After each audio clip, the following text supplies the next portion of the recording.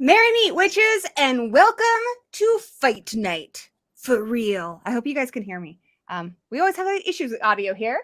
But I am very excited. This is a Fight Night first. I've been doing Fight Night for about a year now. This is the first time I have called in some special guests that don't have to be here because they're married to me. So welcoming my very good friends here, the Late Late Horror Show and the Bearded Entertainment. You guys introduce yourselves, talk about what you do.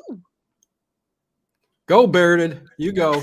Oh, okay. I'm Eric, also known as the Bearded Entertainment. Sometimes people just call me Bearded for obvious reasons. I'm just a lover of movies and horror specifically, and I like to talk about them and sometimes watch them while people watch me, you know? That's about it. Love There it. you go. And I'm the Late Late Horror Show. I am Dino. Most of you might know me. I've been around a while. So, yeah, no, listen, I do all things horror.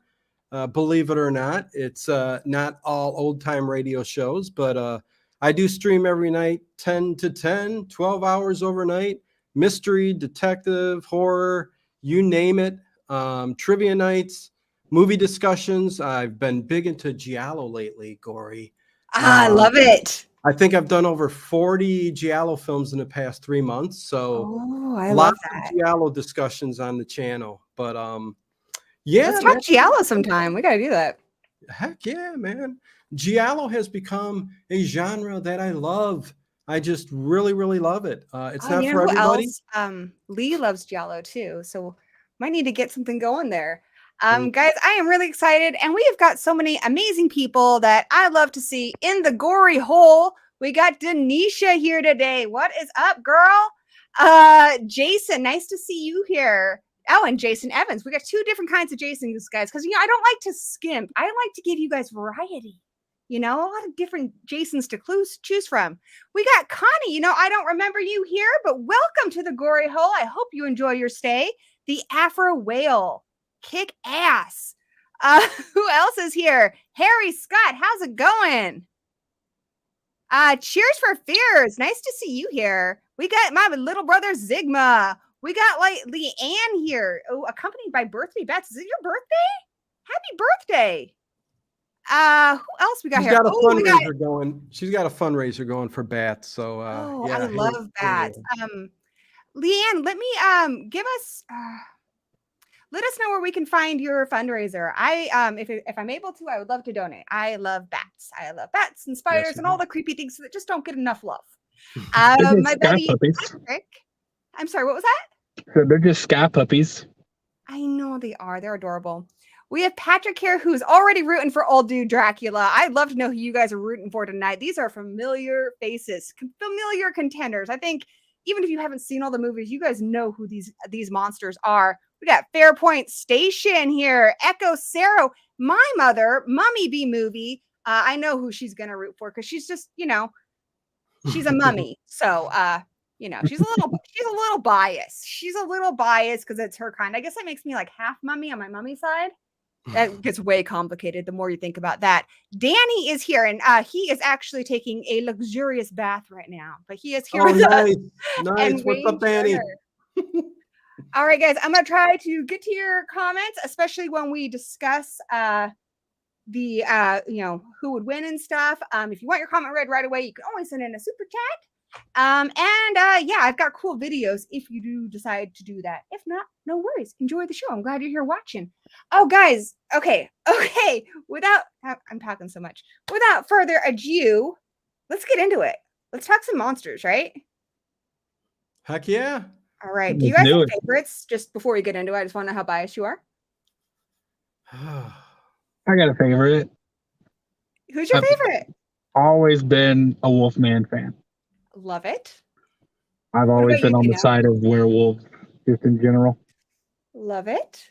I got some Wolfman going on in my dress. Yeah, it's a tough question, Gory. Come on. I mean, at one point or another, I love just about every one of them equally. They're my family. But I agree. you know, I don't want to make predictions, but listen, I think it's going to come down to Dracula and the Mummy. It should, but those are good. I think Invisible Man's got a good shot too. Yeah, that's crazy. Listen, I'm already making predictions. I shouldn't do that, but I have some kind of love for the Wolfman also. I really do. He's the most sympathetic. I think that's why. So, yep. I have a lot of favorites too. I think just like you, they're kind of like family, so I love them for different reasons. But there is one that is just pure evil, who doesn't have a tragic backstory, and because of it's fight night, I'm rooting for Dracula because Dracula's just evil. It's pure, it's simple, and he's sexy. Okay, we got Torchbearer is here. Nice to see you, and the Movie Massacre and Miss Carter, guys. We got a great group. Let's check out that bracket for tonight. Dun dun dun. Okay, so here is tonight's bracket. We're gonna have Wolfman versus the Gill-man from the Creature of the Black Lagoon. From the Black Lagoon. We've got Phantom of the Opera, the OG, of course, versus the Invisible Man. Two crazed maniacs going at it. We've got the Mummy versus the Bride. Maybe she'll work instead of resurrecting his old love interest. And we've got Frankenstein's monster versus Dracula. And of course, the winners go on to round 2. So I am excited. Dun, dun, dun, dun, dun. Let's get into it. Our very first fighter is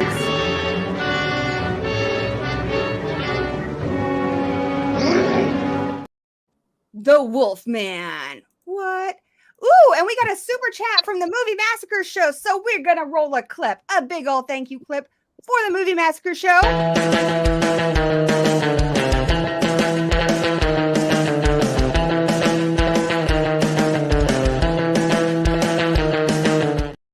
Thanks so much for the donation, buddy. By the way, we had a really fun stream earlier this week where we watched the Scream trailer. So do check out that. And before I forget, my 2 guests, their links are in the description below. Great channels. You will not miss out. Okay. Check this out, guys. I got slides. This is like a whole PowerPoint thing going on. Nice. It's like an office meeting, but a fun one. So we got very first is the Wolfman. Lawrence Talbot, who's played by Lon Chaney Jr. And unique in that Lon Chaney Jr. played him all the way through. Some of these other monsters ended up having different incarnations at some point, but the Wolfman is Lon Chaney Jr. And presumably, last we saw him, which would have been in Abbott and Costello Meet Frankenstein, he's dead.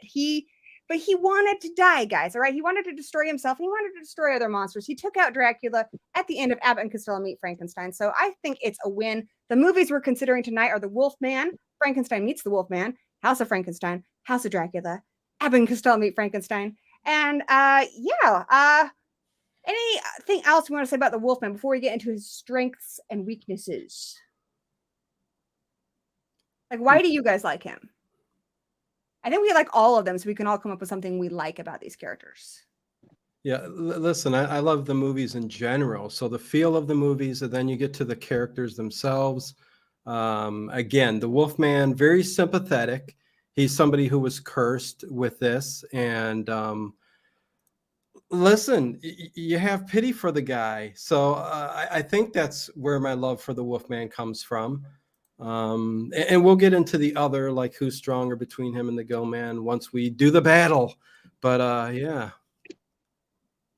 Yeah, I got to agree with the sympathetic part, but also he kind of accepts the situation and does try to make the best of it in taking out other monsters, trying to find a cure. Like, he accepts the fact that if can't stop hurting people, I'll just take myself out. I just got to find a way to do it. And I think that takes, that takes a lot. That's something I don't think you'll see many other monsters do. So I agree. Like he's very tenacious about it. And I think one of the saddest parts is in Frankenstein Meets the Wolfman, where he's like, sweet, I've got a suicidal monster friend. We're going to be suicidal monsters together. And then he finds out that he just got duped. So it's a big bummer. But do love the Wolfman. I want to give a big thank you to Cheyenne Peterson for the super chat. And I got a video.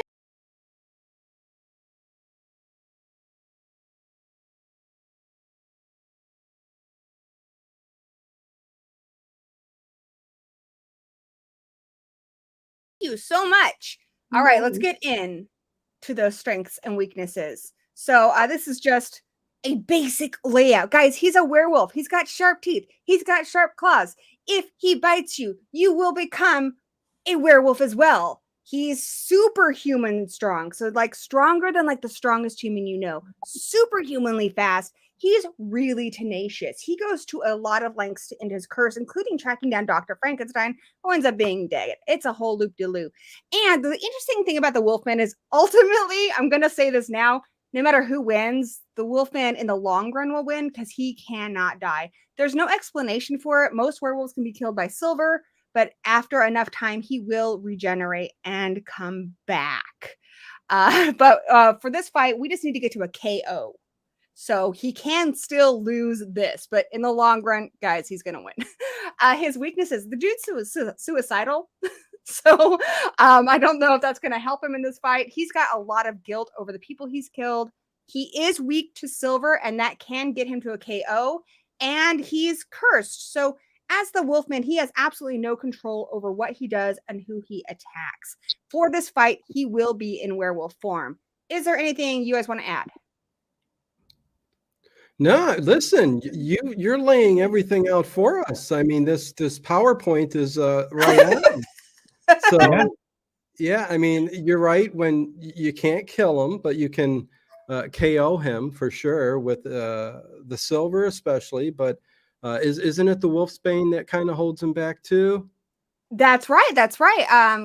They have that whole poem. So yeah, Wolfsbane is something that him and Dracula have in common, where it can deter both of them. So very good point. yeah, I don't have anything to add to that. I'm already going through the fight in my head. I'm like, okay, how would Black Lagoon Boy take this to Wolfie? And I know in American Wolf in London, David has a theory that a werewolf can only be killed by someone he loves. He got that from this movie because initially it looks like Gwen might be the one to kill him, but it ends up being his father, who loves him very much, but knows that that is the right thing to do. But yeah, you know, he dies in a lot of other ways. Okay. You know, Frankenstein kills him in one too. So I don't think he was entirely right about that. And we got a super sticker from MB. MB, thank you so much. I'm going to run out of videos for you guys, but hey, I've got a special one for you.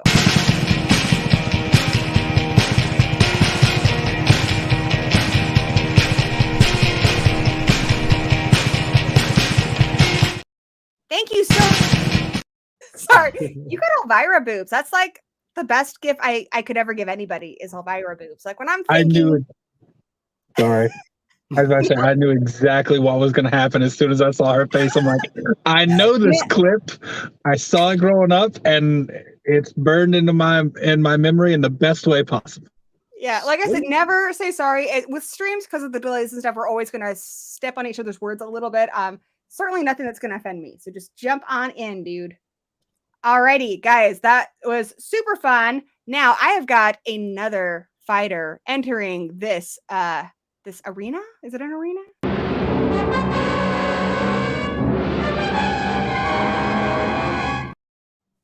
the creature from the Black Lagoon. Okay, so you guys, when do you want to take this one? It's right there. Sure, the Gill-man from the creature from the Black Lagoon. Played by, am I supposed to read everything? Played by Ben You Shatner. can read whatever you want. You don't need to go through it all. Okay. His status is he is still alive, last seen approaching the ocean. So he's out there somewhere, right? Somewhere. We hope, right? Like the Loch Ness Monster. The movies of The Creature from the Black Lagoon, 1954, Revenge, The Creature Walks Among Us, where he's 3 times smarter than a chimp, right, Gory? Yes, that's true. And the goal is to protect his territory, get a human mate. And again, we can go through a lot more than just that, which I think the next slide is going to do, his strengths and weaknesses. So, yeah. Rico Browning, I think, is mostly the one credited for the Gillman just because he does all the underwater stuff, which is so impressive. And guys, if you guys haven't seen the 2 sequels for Gillman, unpopular opinion, I actually like them better.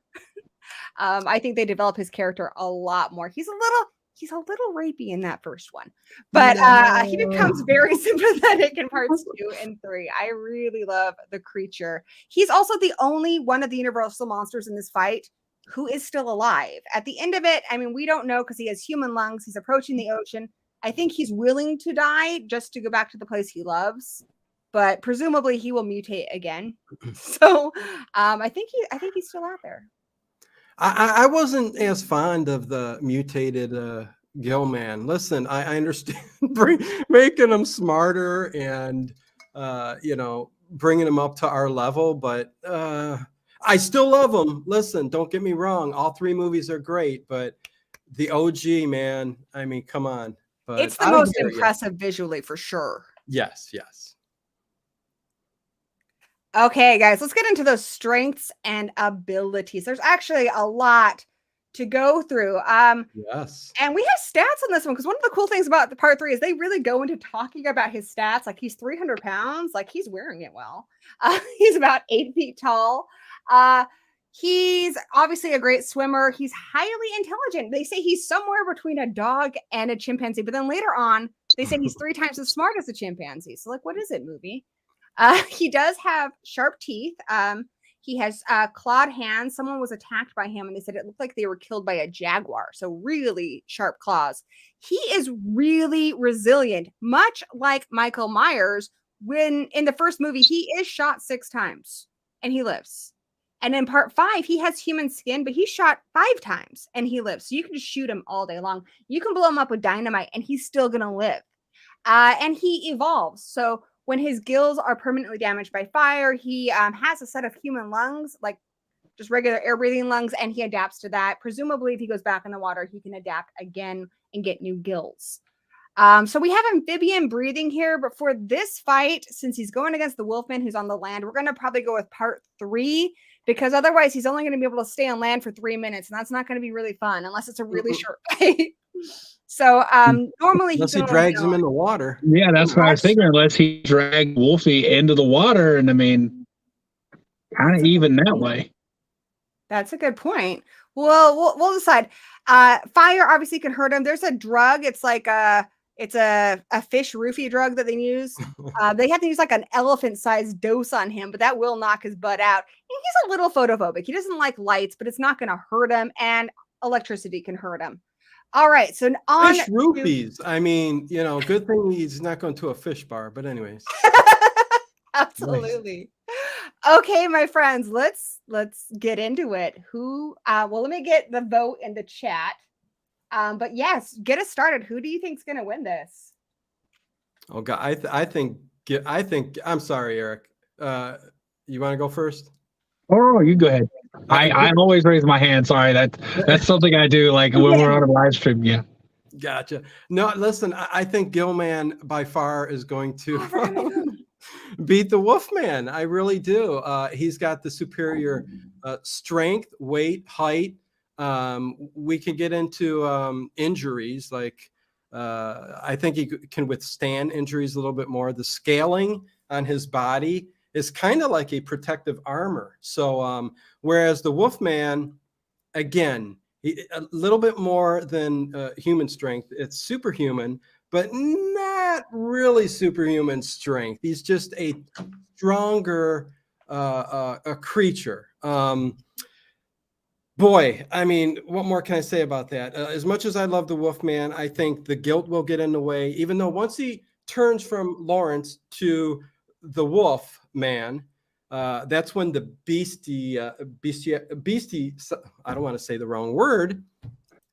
That's where the beast is unleashed. How about that? Okay. And then he's not so guilty and the fight ensues. But I still think by far the Gill-man will destroy him. At least the KO. It's not going to kill him, but the KO will come from the Gill-man. Eric? Really quick, did we decide that it is going to be on land with our 3 lugs? Let's put it on land because I think in part 3, he's still just as resilient, so his powers don't really change, and he's still a great swimmer. So he can still pull him into the water, but that way our fight's not super limited. What do you guys think? Okay. I mean, yeah, that works. I don't know. I think Wolfman would put up more of a fight, and while Gillman might have the superior strength and stuff, he doesn't really have access to any of the things that would be severely damaging to the Wolfman, right? I mean, he wouldn't have access to Wolfman wouldn't have access to, but he's got those claws. Or so does Wolfman. Well, put the Gill-man's claws up against the Wolfman's claws. They're like 3 times the size. You got 7-8 foot compared to 5'8", 5'9". You've got 300 pounds compared to 160 pounds. So I'm just saying, can the Wolfman go under there and shake that boat, move it around? That's true. The creature, when he struggles in that net, it shakes the entire ship, and this is a big ship. Yeah, I just a little debate. Listen, I love the Wolfman, but guys, part of the fun of this show is the arguing. So just the passion is real. Argue. Yes. I'm trying to give Wolfman all the I can't think of the word right now, all the superior, stuff that he has as well. And I know like Gill-man does have sharp teeth, but it's not something like you see, whereas you actively see Wolfman biting things as a wolf would. So I would give that to Wolfman as well. I do concede that Gillman probably would take the physical advantage, but I'm still, in the end, I would go with Wolfman. Oh, okay. I think those are both really great arguments. I'm going to go with Gillman for mine. He does use his teeth in the very first movie. He destroys a breathing tube with it. So we do see him use his teeth. His teeth are very sharp. And like I said, there was one point where someone was attacked and they were covered in bites and claw marks. It looked like a jaguar had killed them. It didn't look like a fish or a frog was gnawing on them. They also say that he is strong enough that he could rip a crocodile in half. If we look at Revenge, he's tossing over vehicles that weigh 2 tons like they're nothing. He goes through a brick wall in part 3. He is significantly stronger than the Wolfman. And all he needs to do is get into a KO. I think if he got his hands on him, his hands are also a lot bigger, he could rip him in half. I do think he can. Also, he's got a lot more fight in him, whereas Wolfie, like, I love him, but the dude does kind of want to die. Also, Creature is a sympathetic monster. He has a good reason for what he's doing. Honestly, they probably end up teaming up, guys. But because they're both pretty cool guys. But yeah, I think it's really close. I think it's really close because the Wolfman is not to be underestimated. He definitely has more what's the word I'm looking for? Agility. Definitely a lot more agility. He can get up in those trees and stuff. That's going to be really hard for the Gill-man. I think there are a lot of ways that Wolfman can win this fight. But for my decision, I'm going to go with Gillman just because I think he is a lot stronger. Like I said, though, in the end, Wolfman is going to win the whole thing. Let's check in with the chat and see what everyone in the chat is saying. You're saying that Wolfman is going to win because everybody's going to choose the popular opinion? No, I'm Or the saying popular at the end character? of the fight, many years later, it'll probably take a couple years, eventually the Wolfman will regenerate. And the creatures Okay, left alone gotcha. would just be dead. Gotcha. So none of the other characters, some of them can be resurrected by magic like Dracula, but Right. Wolfman naturally just regenerates over time. So even if he was cut in half, kind of like in Monster Squad, he would you'd have to separate the pieces and put them in different parts of the world, like the Judge and Buffy. Yeah, I mean, the gill-man isn't smart enough to like bury him and put wolfsbane all over him or silver or things along that nature. So I get what you're saying, but years down the road, the gill-man might not even be around anymore. So That's true. So Wolfman win. and either way, if the wolfman comes back though and fights him again, well, right, if the gill-man's dead, yeah, I see your point there. But we're talking about this fight now. Well, yeah, that's right. For this fight again. now, I'm still going with the Gill-man. Yeah. I'm gonna check in with the chat here real quick.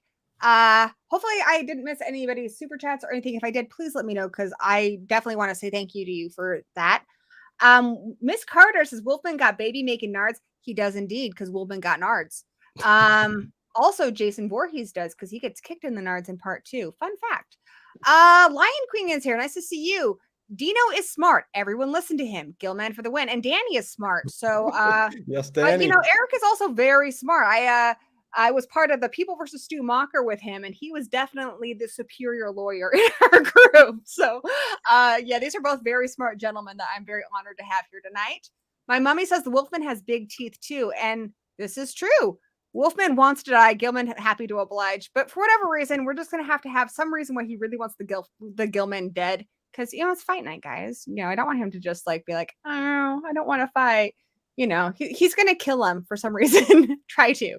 Cheers for Fear says, I think the Gillman has a less emotional weaknesses, which helps him out. And Connie loves them both. Is Wolfman just a werewolf or a hairy man? He's a werewolf in this because we try to get them at their peak. Their peak strength to make it just the best fight. Sometimes I will pick a lesser one because I like the fights to be fair. But these are both really, really great. Connie gave a super chat. I was worried I missed one. Here we go. Oh no. You know what, Connie? I'm going to give you a creature clip. Here you go.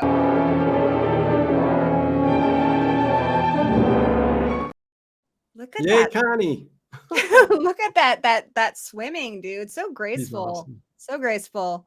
Thank you so much, Connie. I really appreciate the support, and it's so nice to have you here. Wolfman, I like furry dudes.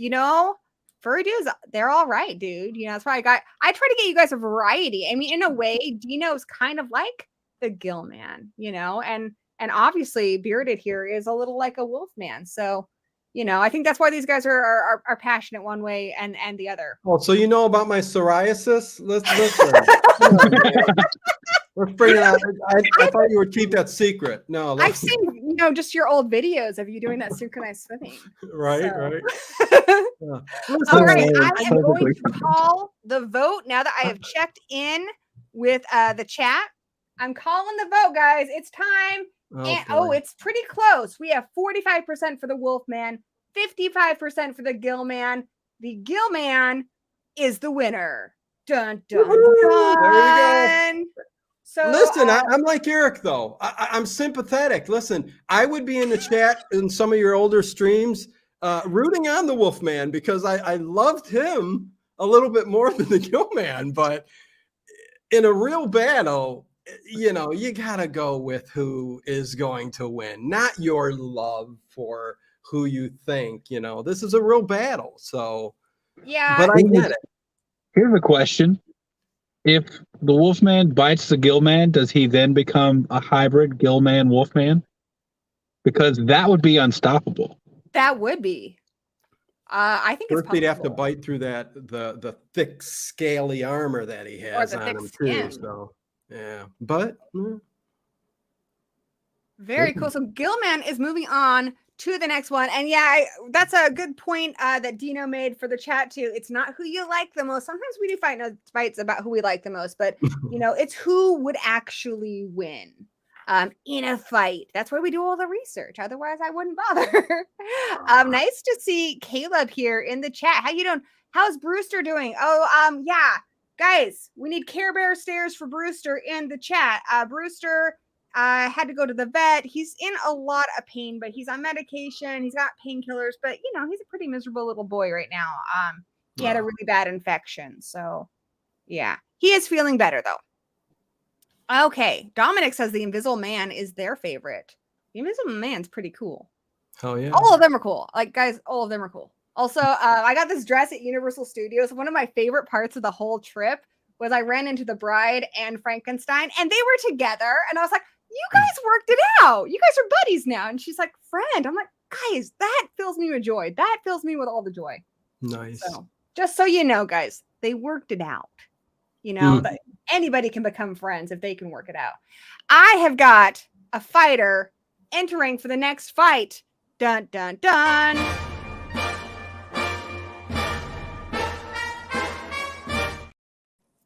The Phantom of the Opera. Dun, dun, dun. This is old school. So this is the Wolfman in real life. Lon Chaney Jr.'s dad, Lon Chaney, which I always think is really cool because in the movie The Wolfman, he's kind of the prodigal son. He's coming back because, you know, he's returned home and he was kind of sent away by his dad. And there's some issues there, just like Lon Chaney Jr., his dad didn't want him acting and stuff, and he couldn't do any acting until after his father had passed away. But then he became a Universal monster as well. So they're both incredible people. The Phantom. You know what? I'm going to hand this over to Eric, since you're both Erics. Okay, I will admit this is the one I haven't seen. So I'm going by your notes and that alone. So name Eric. He spells it differently with a K, but I won't hold that against him. As you said, played by the senior Lon Chaney. Status dead, beaten to death, and thrown into the river by an angry mob. Yeah, that happens sometimes. Movies: Phantom of the Opera from 25. Goal: teach Christine and be loved and accepted by her. I have a feeling he doesn't do it in the most standard of ways.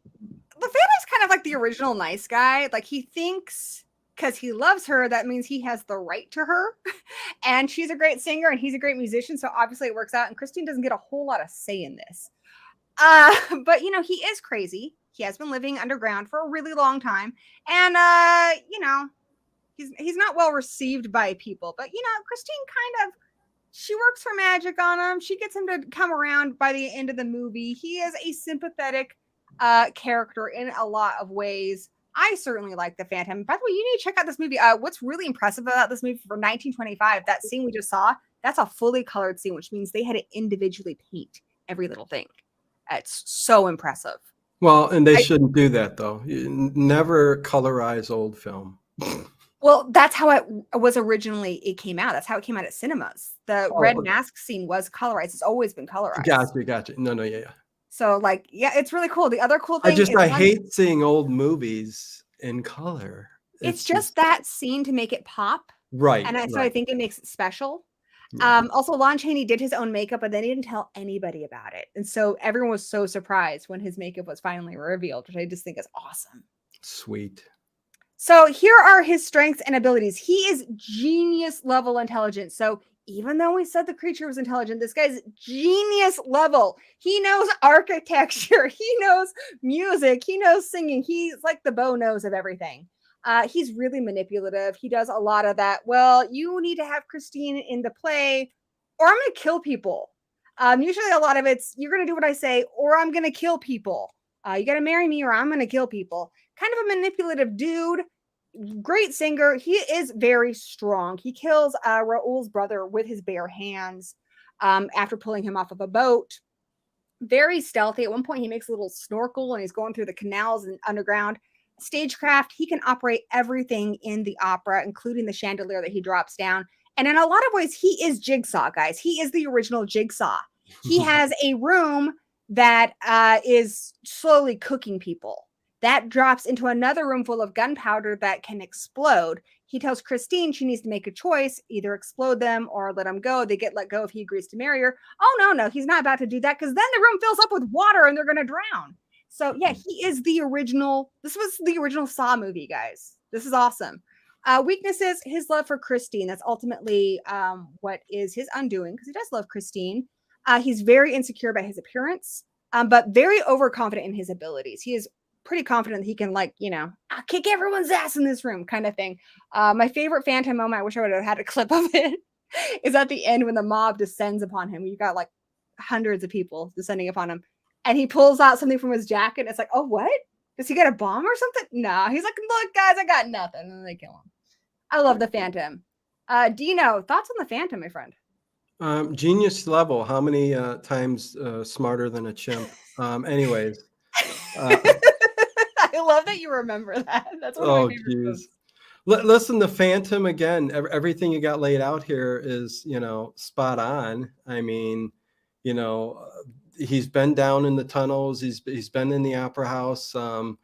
Again, we'll talk about the battle when you introduce the next character, but he is who he is. He's just a very manipulative person. He's very smart when it comes to his area. So it's going to depend on this battle, where they fight and where the fight takes place on who wins. So, yeah, that's not too much more to add, really. Afro Whale says, I bet you the Phantom is smarter than Chevy Chase. You are correct. That is actually the scale we're using, the Chevy Chase scale, the Chevy scale, boy, if you will. Smart. Oh boy. Anyways. I'm really happy about this fight because I do try to match them up evenly. I'm really excited because this is one of the ones I think can go either way. I've got a very cool fighter coming up for you. There's a souvenir for you. And one for you. The Invisible Man. This is my Nice. son's favorite just because he's got moxie, guys. Like, he's got more moxie than John Moxley. He is a very confident, really funny guy. If you haven't seen this movie, you need to check it out. There's some great scenes where he's just full on megalomaniac, insane. Would either of you guys like to introduce him? Sure, I can. The Invisible Man, name is Dr. Jack Griffin, played by Claude Rains. What a fantastic role. Status is dead. He was shot by the police. Movies, The Invisible Man, 1933. And his goal, to find a cure for his invisibility. Abandoned. Commit as much chaos as possible. Yeah, and you're going to get to the rest here. Another slide. Proceed with the PowerPoint.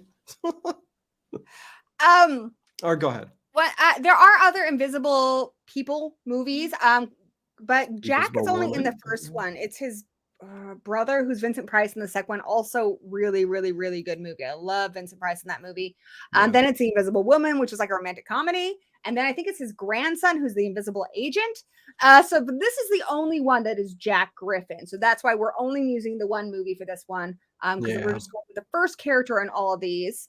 We've got Abbott and Costello with the Invisible Man too. So that's a different one too. That's the boxer. But they Right. talk about Jack. Right. That one's fun. It is. I love Abbott and Costello. I almost put Abbott and Costello on here, but I thought their Toon Force would let them take it home. Listen, if you love these movies, you're gonna love all of the, like, Abbott and Costello meet Frankenstein and the Invisible Man. Even the Mummy is a pretty good one. But anyways. Oh no. Okay, it's fine. It's fine. My slide, for some reason, didn't save that has his abilities on it. You know what, guys? I got you. Dino's got you. Eric's got you. His abilities, guess what? He's invisible. I know. Shocker. Blows your damn mind. Really? He does have enhanced strength. He is stronger than a normal human once he has taken the potion. It's a potion that makes him invisible. And what's making him crazy is just that they basically explained that people can't handle being invisible for very long. It makes us kind of nutty. Also, the potion kind of makes you crazy. He does have a genius level intellect. He is great at chemistry. He's very stealthy when he's not laughing maniacally. I would say for weaknesses, he has to be naked to be invisible. You can take that as a weakness or a strength. I was about to say I would clearly have that in the strengths column. He doesn't have all these clothes constricting his stealth movement, so you know. Well, As Danny said in the chat, he does have the highest body count of any of the Universal monsters. At one point, he destroys a train, so he's estimated to have killed over 200 people. yeah, I'll give that to you, Danny, but it is a train and you can pack as many people on there as you want. So, but good point. Anything else you guys want to add, especially because I didn't have my slide for this one? You can't see his abilities. Hey, two boys and the scary pops. Nice to see you here. Yeah, I don't know. Listen, all of his strengths come from his invisibility. So, you know, how much agility does he really have? I mean, he's able to elude people and all this other, like evade people and all that and jump and without being caught because he's invisible. So, you know, they never showed Claude Rains, the character, moving about too much. We know that he's kind of an older man, but, you know, with that said, who he's going up against, we'll see. We'll see. Well, I feel like invisibility is just one part of it because you also do have to be rather agile and attentive because you can still make lots of noise stepping on the certain thing, brushing up against drapes, making movement with other things. So he not only is invisible, but he's also very aware of his surroundings and has the ability to stay quiet and stealthily move about areas without making noise as well. So tell you what, as much as I love the Invisible Man, and I do, it's one of my films that is up there. He wasn't very stealthy in the movie. Every time he came into a room, was being chased, they knew where he was. They heard him. Because he's crazy. Well, right. That's something I'm going to add for him. It's kind of what I'm going to call the Star-Lord effect. You know how in Guardians of the Galaxy, he's like, you know what I do? I just break into a dance-off, and they're so surprised that it gives me the edge. He is so damn crazy, like I showed you in that clip where he's like, you want my nose? You want this? He's throwing all this stuff at them. He's so crazy, it is disarming. There's a massive crowd of cops in that one scene, and they're just staring at him. Nobody's shooting because they've never seen anything like this. He is over the top. He is absolutely a madman, and that is disarming for a lot of people. He's also, you know, really like overly confident, really menacing too. The longer he's invisible, the more insane he gets, to where he's even going after his own friends and people that he loves. That's what I was going to say. Like, we're getting him right at his peak. So right where maybe he's not going, where he's got more of his brain, you know, there than the crazy side of things. So the peak of his whatever. Yeah. The crazy could definitely move into a weakness category, you know, if we were to wait like a month or two longer. Yeah, it does eventually, because eventually he realizes, you know, he says he messed with things that man was never meant to. It's kind of a little bit of that Frankenstein story too. So we're going to get him at peak crazy when he's still blowing up trains, but not so much that he's feeling guilty about it. Dino's like, right on. All right. Who do you guys think's going to win? By the way, the vote is in the chat, so go ahead and get your votes. I always call the vote after I've checked in with the chat, so get them in. And you guys too, you know, you can vote, you know, on if you guys have the stream up on your computers, or for me, I just do it on my phone because it won't let me do it because I make the poll. So you guys do get a vote. Well, listen, where's the location going to be, right? I mean, is this going to take place where, because the Phantom don't leave where he's at? So yeah, I'm going to say that's a good question. Because we also have to consider, like, is it their asset? And a big part of the Phantom's asset is the opera. Right. He has this place tripped out. So I'm going to say it's in the opera. It's taking place in the opera. Then I think without a doubt, it's going to go to Phantom of the Opera. He's got too many booby traps. I don't think the Invisible Man is stealthy enough to elude those. And when he trips something, being invisible or not, he's going to know where he's at, and he's going to have a device to kill him. You know what I mean? So as much as I love the power of invisibility, and you would think to yourself, if I'm invisible, I can elude everything. But if you're put in that space, you know, where the Phantom of the Opera, he's kind of got control of everything. How in the heck can the Invisible Man escape that, right? I mean, that's just the way I look at it. Yeah, I'm in agreement. I think at that point, well, we're adding the opera location itself as an asset for the Phantom. And if it's that case, of course, yeah, the Invisible Man is walking into a trap. I mean, and while he does have superior intellect and stuff, he has no idea what he's walking into, and more than likely, he's probably going to lose. Yeah. I will say, because like, you know, people in the chat are saying it does give him a big advantage. To me, the opera is part of his skill set. Because he is like Saw. What is Jigsaw without his traps? Right. However, to give the Invisible Man an advantage, he gets to strike first. So the Phantom does not know he's coming. That said, the Phantom has a lot of traps. He has ones that let him know if anyone has descended into the lower depths. So he will know, based on the thing on his wall, that the Invisible Man is there. He has a lot of rooms. Being invisible doesn't protect you from getting cooked. Doesn't protect you from being drowned. He will go across. The movie doesn't show us, but a lot of people were strangled by nooses. I don't know if he's dropping them down or if he just has them out and you might come across them. I think he's dropping them down and pulling you up. That's my take on it. The movie's not very clear.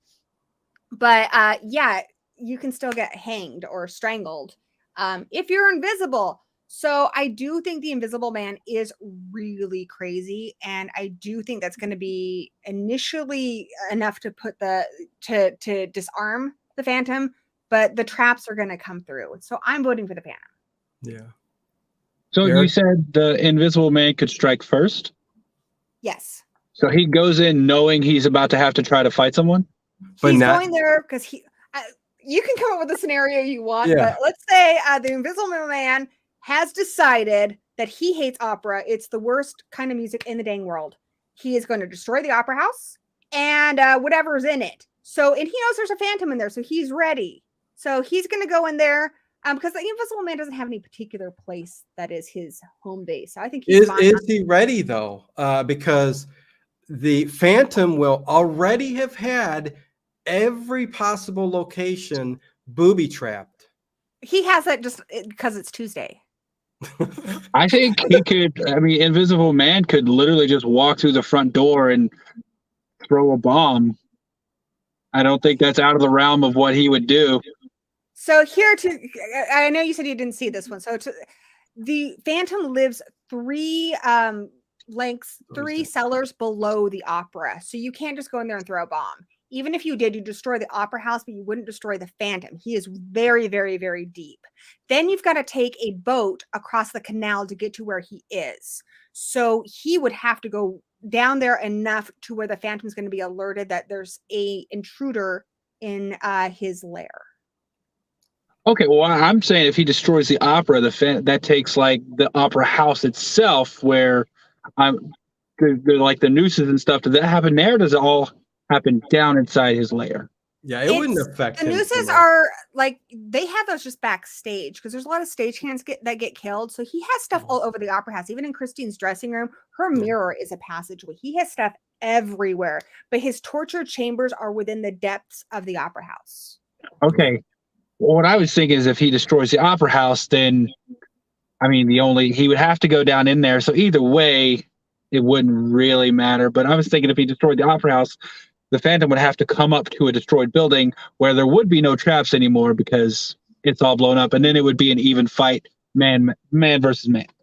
Well, I think an equal scenario would be if the Invisible Man was coming in prepared, even though the Phantom was down in the depths and he had booby traps everywhere. If he could possibly lure him to a room that he set up with all kinds of mirrors everywhere and shock him, because of the reveal of his face, he sees his face, a split second, he's caught off guard. There's a possibility that he could get him and kill him. So that's the only other scenario I think the Invisible Man could do something, but I'm still on with the fan Mediavra. So. Like some other people are saying, like, he doesn't need time to set up his traps. The traps are always set up. The Phantom believes that all living people are his enemy. So he has that place booby trapped all the time. He doesn't have to set up anything. He's always making a new one.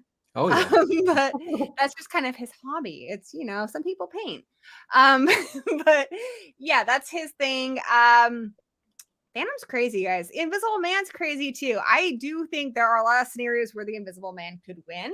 But for me, I'm still going to go with the Phantom on this one. But I really like that mirror room because he does have a mirror room and he would be shocked by his own face. I don't know if he's seen it in a really long time. If given the opportunity for the Invisible Man to strike first to an unknowing Phantom, I would change my answer to the Invisible Man. All right, guys. You got your votes in. I'm gonna check in on the chat. Okay. Kevin, Haunted by Horror, great channel. And a member of the B Movie Coven, which you guys can join here on YouTube or on Patreon. We got a movie night coming up on Monday for Terror Vision, by the way. Eric, you can join me. Yay. Kevin says, we know that the Invisible Man has already killed off another Universal monster, the Wolfman. When did the Invisible Man kill off the Wolfman? Well, it certainly wasn't this iteration. It's not in this one. So it wouldn't not count in for the original Invisible horror. Man. I don't remember him killing off any of them. Yeah, no. That I know of. Unless you're thinking of a remake or something. And I think so. This isn't in the Universal. Not Universal. But hand up. Dude, just jump in. I'm gonna break you of that. Okay, let's say just to add one more thing to this. What if he just Christine? That was the name of the person. She's a understudy for the main prima donna of the opera, and he thinks she's the most talented, and he's in love with her from afar. So what if the Invisible Man kidnaps her?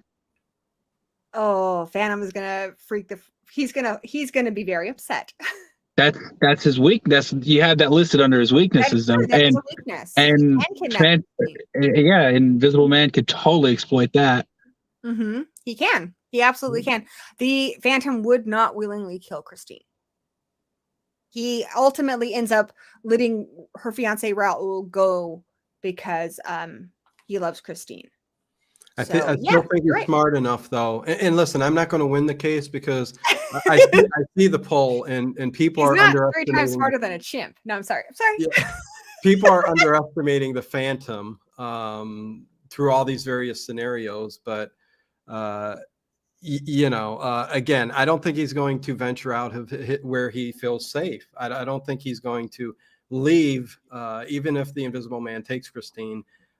Listen, the love he has for her, I still don't think it's going to take him out from where he feels safe, So I don't know, but I'm not going to win that case. So at the end of the movie, he does take Christine himself, and he takes her into a car, and she leaps out of it, and he stops. So if you took Christine out of the opera house, I think he would follow you.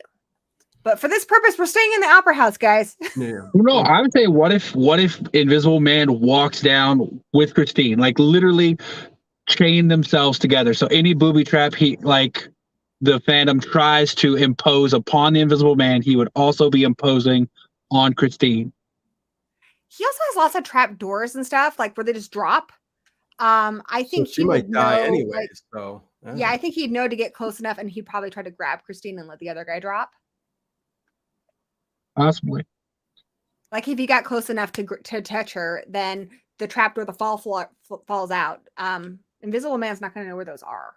Also, like we've said, the Invisible Man is, there are times when he's stealthy, but a lot of times he's just crazy and laughing, or he's picking up things. If he has any kind of weapon, also that's the other thing. His biggest asset is his invisibility. If he's holding on to Christine, that gives away his position.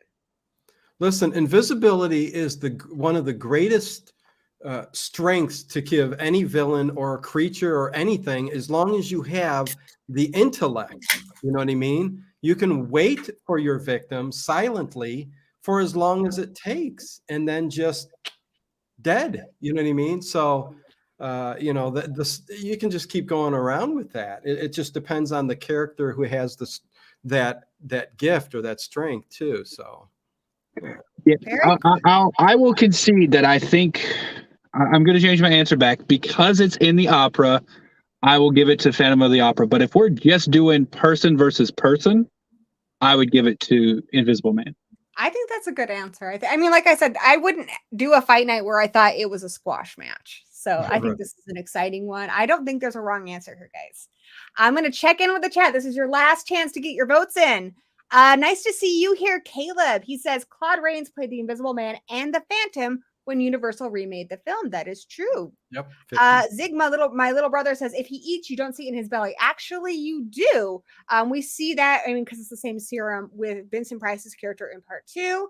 And we see that in the John Carpenter remake with Chevy Chase, which, hey, it all comes back to Chevy Chase. It digests very quickly, though. Yeah. It does.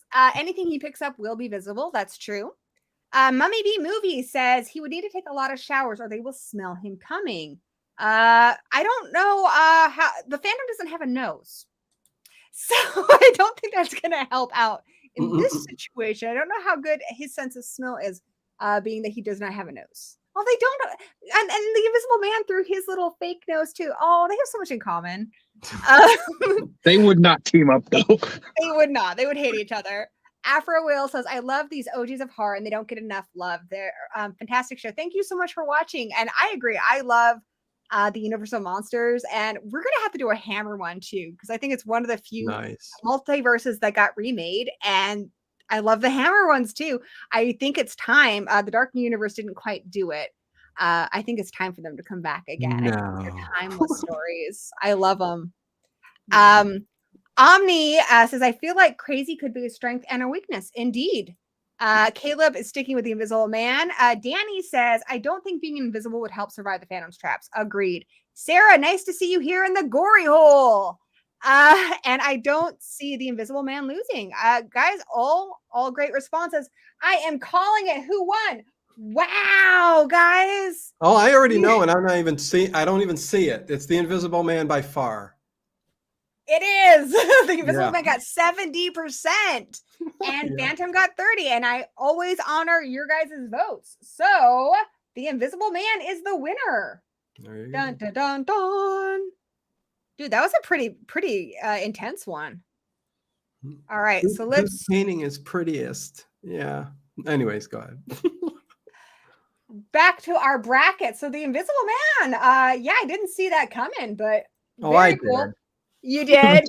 Oh, you didn't see the Invisible Man coming? Part of his plan. Oh, wow. Is the Demon invisible? Oh, boy. That is awesome. We got 2 more fights. Guys, do remember, round 1 always goes the slowest because this is where we got to talk about their powers. It's going to get a lot faster in round 2. So we're halfway through round 1. Next up, dun, dun, dun, dun. I like that. Thank you. Our next fighter is, I gotta scroll down a little bit. Here.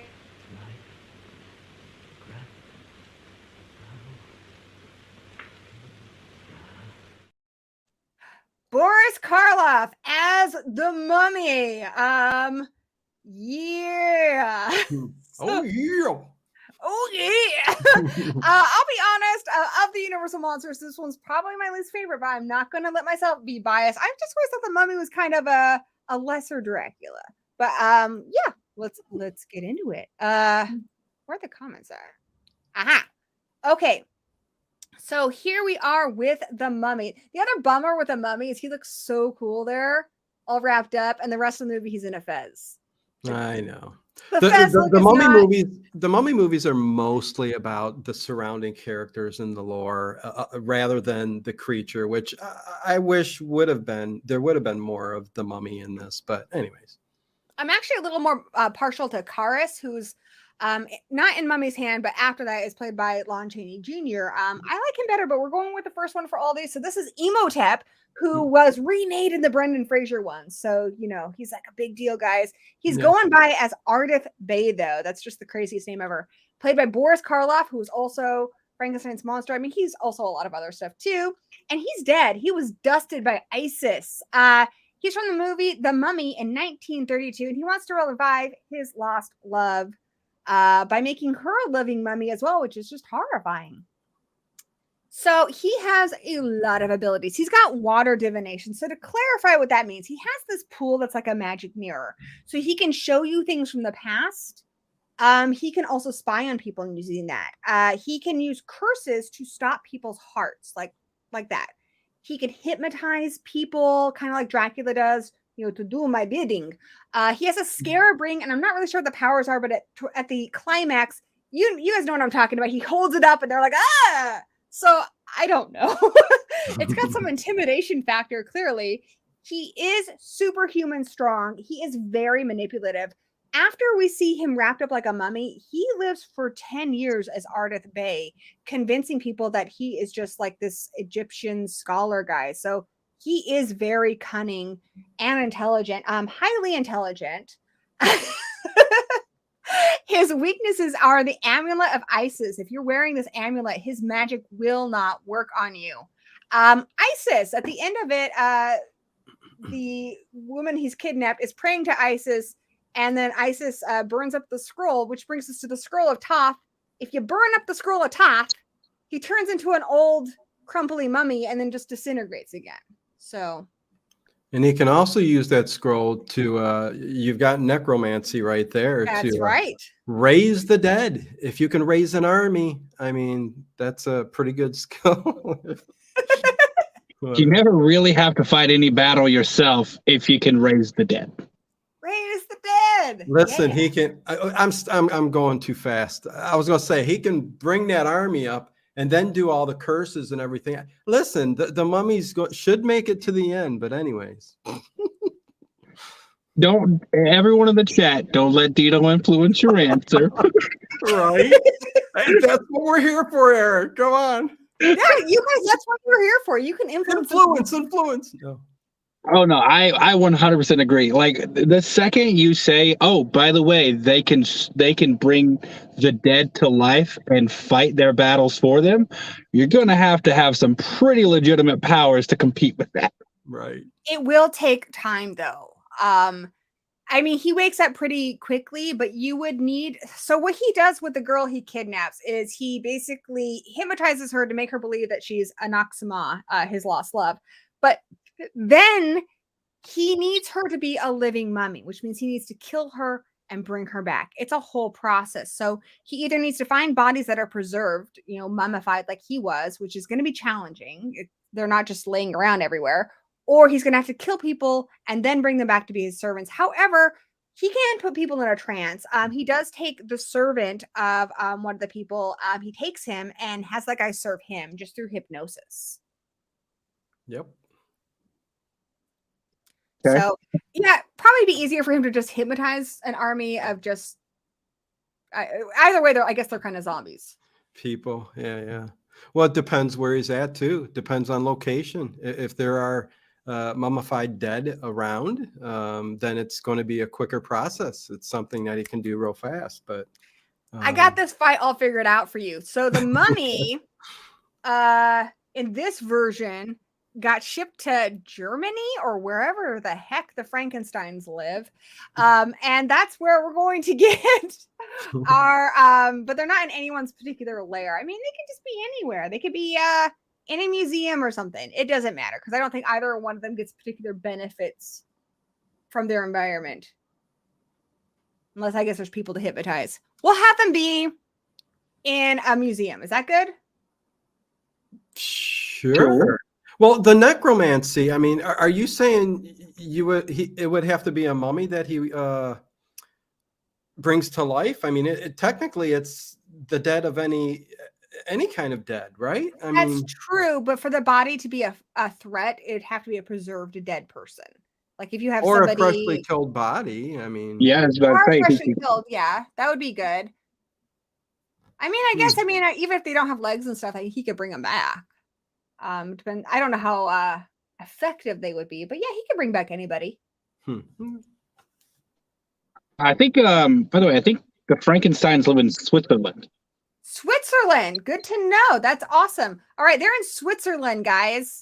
Switzerland. There was a mix-up at the international postal delivery. Mummy got shipped over to Switzerland, and Bride, she just so happens to be, she survived, like Frankenstein did, and that's where she's taken up shop, guys. She's just chilling there, chilling. Yeah, the Frankensteins could ski, but anyways. And they love Coco. All right, our next fighter. I've already kind of introduced who this is gonna be.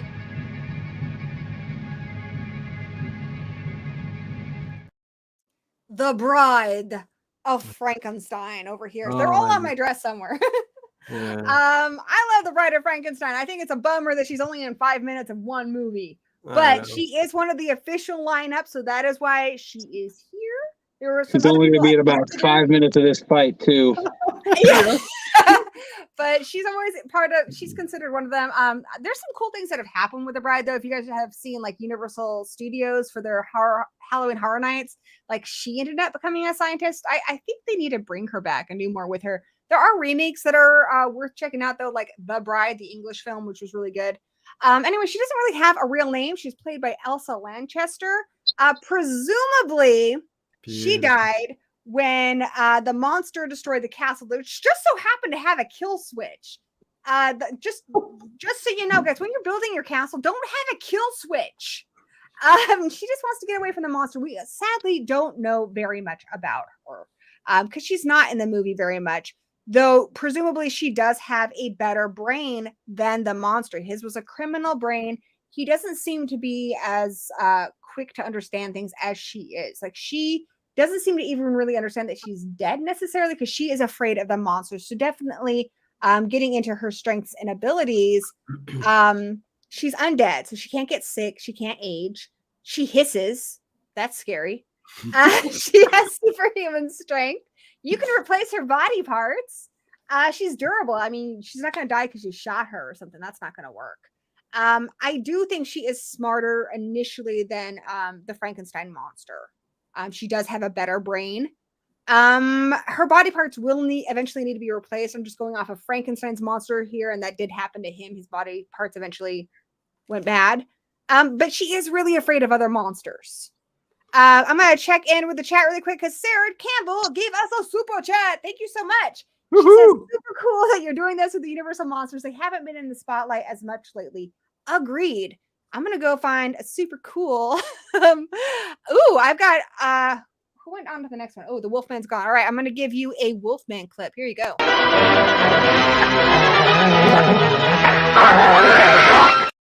Look at that big, sexy mug. Thank you so much, Sarah. I really love that you were hanging out with us today in the gory hole.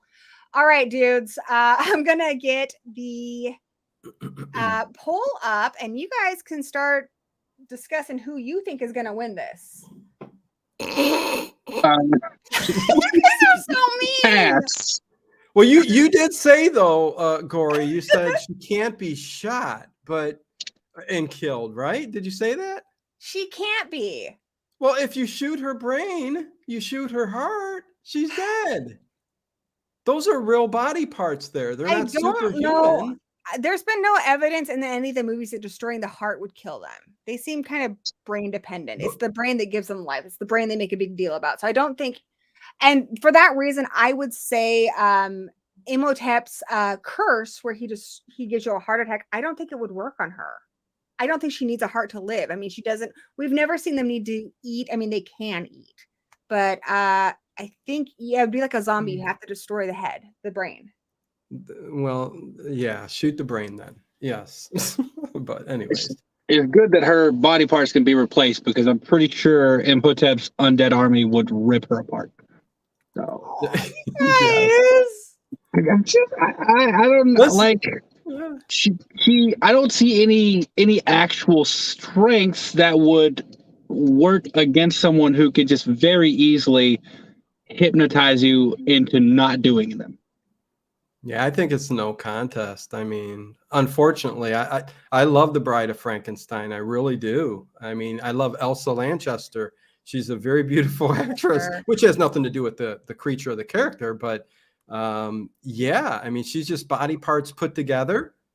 And the Mummy has all kinds of skill sets. So any number of them could just wipe her out at any moment. So yeah, it's not even close. I mean, try to prolong the argument here a little bit, but it's not even close. While we're arguing, Mummy B Movie did give us a super chat. Let's see, what do I got for you? Woohoo! Ooh, I got this for you. Some emotes, Nice. scary eyes. That's what he looks like when he's cursing you. Thank you so much, Mummy B Movie, for the $10 super chat. Thank you. My mommy give me money, guys. Nice. All right. All right. So here's the thing. I do think, like another ability that I didn't discuss that the Mummy has, he does have a familiar, Bast. They don't really show it, but Bast sits on a dog and it kills him. Yeah. He's got like a strange little army. I do love that though. I don't think you can kill her in a traditional way. I think you'd have to like destroy her brain or destroy her body. I do wonder if, I mean, I think he could actually reanimate her as Anaxima, his lost love, because she is a dead body. There you go. They'd work together like they're a team. I think that's ultimately how she would die, though, because she wouldn't be there anymore. I think that's, for my purposes, that's what he wants from her, is he wants her body for Anaxima. Can I ask a silly question, Gory? Am I wrong? But I mean, I know in the stories and all that, the Frankenstein monster, the Bride of Frankenstein, they're revived. When they are revived through electricity, it creates their heart. The heart starts to beat, and there is a blood that flows through their veins. So they are a living being. Kind of, as we've seen from how some of the movies end, like a lot of them will end like Frankenstein meets the Wolfman. They both go off a cliff, and it's it's a long time later that they find Frankenstein. So obviously he doesn't need to eat. He's not alive in the traditional sense. Well, he's in ice, right? That's true. Kind but of I still think that would kill most people. Like if I was frozen, I don't think I'd still be alive many months. That is a horror movie, Gory. I know, but he's also been crushed by a castle. I would die from that. I don't think they're alive in the traditional sense. It's almost kind of more like a zombie. Well, but I mean, you can argue the heart thing. I have no evidence to say that it's wrong. Well, electricity starts the heart, which creates the blood to flow, which creates the brain to live, and thus he created life, right? So, I mean, they're alive. Frankenstein and the Bride, they're both alive. So I think, as in any other normal human being, they can be killed in many different ways. So. Dogum, for this one, they're both one and done because Emotep only has one movie. After that, it is Karis. Yeah. I mean, ultimately, guys, I'm going to give it to the Mummy too. I know. Unfortunately, we don't know enough about the Bride. I'm trying to play devil's advocate here, but I do think the Mummy's got this one. This is the closest we have to a squasher. She is very strong. She's superhuman strong. But then so is he. He has basically all of her strengths plus some additional tricks up his sleeve. Like y'all have been trying to figure out a way for him to kill her, and my assumption is that's what's going to happen. I've been trying to figure out a way she could kill him, and I don't. That's a great point. I don't know how she could kill him. So even if he wasn't able to finish her off, I don't see anything she's able to do that could negatively affect him. The best way to kill off Emotep is because it's the spell of Isis that's used to bring people back from the dead. So Isis isn't happy with him, the goddess Isis. What she ultimately does at the end of the movie, she prays to Isis, and it moves this statue, which destroys the scroll of Thoth, which kills him. The Bride doesn't have the kind of intelligence or the ability really to speak or anything to call upon Isis for help. And really, that's the best way to kill him. I was about to say she's not the religious type. I don't get. I don't think so. No. She would technically have to accidentally be in the same place where that scroll of Thoth is and accidentally drop it in the fire. And then Yeah, she'd she have to knock wins. over a candle. So if she won, it would be by pure accident. Right. Also, she could do. I mean, Reaching. unfortunately, a lot of the ways she would win, I think her being underestimated because the mummy Imhotep is very overconfident. But she'd have to have ability to strategize or something, and she just doesn't. We haven't seen that from her. No. So I was just laughing at Danny's comment. I don't know if if it's acceptable to put it up, but I thought it of course, was read it for us. Death by Snoo Snoo. He'd be nothing but dust in the God, can you imagine? That sounds like the worst porn ever. It'd be so dusty and Glory, glory, what a hell of a way to die. oh, that's a whole other kind of gory hole. Yikes. All right, guys, this is your chance. The vote is up. You guys can also, Dino, Eric, you guys can vote as well. I'm gonna check in with the chat, and then as soon as I'm done reading the comments I've put aside, I'm gonna call it. So Horror Edix, Danny says he's a real mummy's boy. Yeah, but Danny, so are you. Mummy loves you so much. The mummy will be hard to beat, honestly. I agree. Cheers for fears. She's a spicy lady. That's true. She definitely has style points for sure. I don't know. The bride can hiss. Yes, you can. Sandy, I'm so happy that you're here. Sandy is a member of the B Movie Coven. Also, Sandy, don't forget, we're having a movie night on Monday. We're gonna watch Terrorvision. Don't know why I'm clapping. Oh, what a great movie. It's so good, right? Yeah. Yeah, to join the B Movie Coven, you guys just hit the join button here on YouTube, or you can find Patreon. It's all in the description below. The Bride, all day women rule the world. I wish that was true. I wish that was true. It certainly works out for Beyonce, maybe not for the rest of us. I don't think it's going to work out for the Bride, but I like the sentiment. Connie says, what about fire for both? I mean, if the place burns down, yes, they're both going down. But they're fighting against each other. Yeah, fire is definitely a weakness for both, though. You're right about that. For sure. Guys, I am calling it. Big surprise. The Mummy won at 75%. I was about to say that's closer than I thought it would be. Well, that's about the same as the Phantom versus the Invisible Man. It's a lot. It's a lot closer. Or it was more of a fight than I thought it would be. Yeah. Dun, dun, dun, dun. Okay, so sharing my screen here so you guys can see the card. The Mummy is moving on to round 2. So we're almost done with round 1. And then things spice up and get really, really fast. Spicy so hang in there. meatballs. Spicy meatballs, indeed. Okay, guys.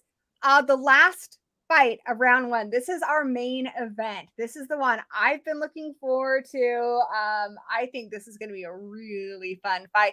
I carefully constructed this so that we wouldn't have people fighting that have already kind of fought. So yeah, we've got Frankenstein's monster versus Dracula. And I'm not counting Abbott and Costello on this one because that's it. That's the Igor Frankenstein. Okay, guys, that guy's a dick. We're not counting him. He doesn't even talk.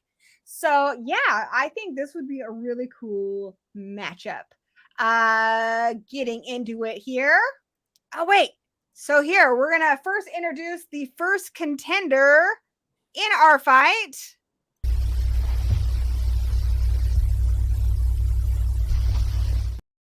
Boris Karloff as the Frankenstein monster. Nice. I'm really excited. I'm going to go right off here and say, 1, he is really good at sports like Toss the Girl.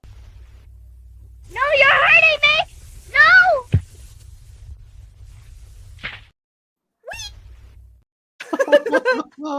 He didn't toss her that far, though. Anyways. I know. That part always kills me. It's like, wait, she drowned? Like, honey, even if you can't swim, you're like 2 inches off the shore. Like, sometimes natural selection is what kills our children, not Frankenstein's monster. Oh, no. Which one of you guys want to do the honors? I think this one's a pretty well-known one. Eric? I mean, sure, I'll go for it. Well, obviously, it's Frankenstein's monster, not Frankenstein. Okay, can I interject here really quick? I've heard this argument 1,000 times, and I disagree. His name, okay, if Frankenstein, Dr. Frankenstein is his father, then his last name would also be Frankenstein. So he's technically like a Frankenstein Jr. They even call him Junior, and Abbott and Costello meet Frankenstein. So yeah, I think it's okay to call him Frankenstein. I don't think the proper adoption papers were filled out and filed. So I agree with Eric. I don't think Dr. Frankenstein gave him a name at all. that's a big point of contention in like modern stories, is the fact he didn't give him a name. So Right. I just like, it's the monster, obviously played by Boris Karloff and Lon Chaney Jr. Status is dead. His brain was And Bela Lugosi pulled the strings. exactly, and his brain is replaced with Igor's brain, and as we know, he does not become a nicer man after that. Movies: Frankenstein from 31, Bride of Frankenstein from 35, Son of Frankenstein from 39, and Ghost of Frankenstein from 42. His goal is to be loved and accepted in society. It does not end happily. Frankenstein, I agree, is his last name. His first name isn't Adam necessarily. There's a quote in the book, and not in the movie. In the book, he basically says he is like Adam. He is a man that he is creating. Like he never Adam. calls him Adam unless you're going with Penny Dreadful. But he definitely doesn't call him Adam in this movie. No. So but I still think you're right, though. I'm going with Frankie Jr. FJ. What's up, FJ? Alrighty. You want to tackle his strengths and abilities, or I can do it, or whatever. I got it. Superhuman strength. Replaceable parts. Yeah, interchangeable. Durability and massive size, which could also be considered a weakness in some ways. Just throw it out there. I'm tall and I'm, clumsy as hell. Weaknesses, body parts eventually need to be replaced, but it's the strength that you can replace them. Limited intelligence, he's afraid of fire, and he's not very fast. Yeah, he's kind of lumbering and stuff, though. I always like to point this out. I do think when we think of vampires, we think of I want to suck your blood. That's a very bad impression of Bela Lugosi, who I think is the most iconic Dracula of all time. However, I don't think most people realize that when we think of Frankenstein's monster, we're actually thinking of Bela Lugosi as well, who first debuted as Frankenstein's monster in Frankenstein versus the Wolfman. It's not said in that movie, but if you watch the previous one, Ghost of Frankenstein, there's a problem with the blood. So when Igor's brain is put in, he's blind. And that's why in Frankenstein versus the Wolfman, he's got his arms outstretched, and we see that continue on into Abbott and Costello meet Frankenstein. But when kids do their monster impression, they've got the arms out, they've got the legs really stiff, and that's Bela Lugosi, how he played the character, not how Boris Karloff did. So, and what pumps the blood? The heart. Anyways, Dino is not going to let this go. Is there a bolt down there? Because he's got bolts on his head to keep his brain charged. Well, and what do doctors do in the hospital when they need to revive the heart? They clear. Yeah. So, who wants to say Frankenstein's monster meet up with Frankenhooker? Oh wow! I love Frankenhooker. We need a hen and lottery night. Yeah, get a little Franken toddler. Awesome. Okay. Frankenstein's monster. Gory. Battle of the Full Moon Monsters one evening. There you go. That's really. I love when you guys give me for the chat, and you too, Eric. I love ideas. It's actually what I'm going to write Frankenhooker, Belial. I mean, can go on and on. I love that. Fight Nights are the head and head of the family. I mean, that's a great idea. I'm writing it down. We have one more fight night next week. I'm going to do slasher tag teams, which I think is going to be really fun. That was an idea from Slasher in Suits, who will be on the show. And then I'm so excited. How I Met Eric. That's not a TV show. So we have fun. a whole month of Scream. Craven on his channel is doing watch parties. On my channel, we're discussing why we love them. And Eric will be joining me for a couple of those. So I'm really excited. We're just going to talk, scream just for forever. It's going to be great. Nice. I know Dina's less excited because Dina stopped watching anything after I think 1990, right? No, listen, I watch new horror. It's just it's very few and far between that of movies that I like. But listen, there's good stuff out there. So I agree. That's why I called you here today, because you're definitely one of the few people I know who really appreciates the old stuff and has seen them and knows a lot about them. So heck yeah. I'm glad that you're here. Thank you. What else can I say about the monster that we haven't already covered? He is not very intelligent. He's got the intelligence of maybe a toddler, which I think makes him more sympathetic because he just can't understand why some people are cruel. Like, he's playing the game with a little girl and she's throwing flowers in there, and it's the first time someone's been kind to him, and he's having a great time, but he runs out of flowers.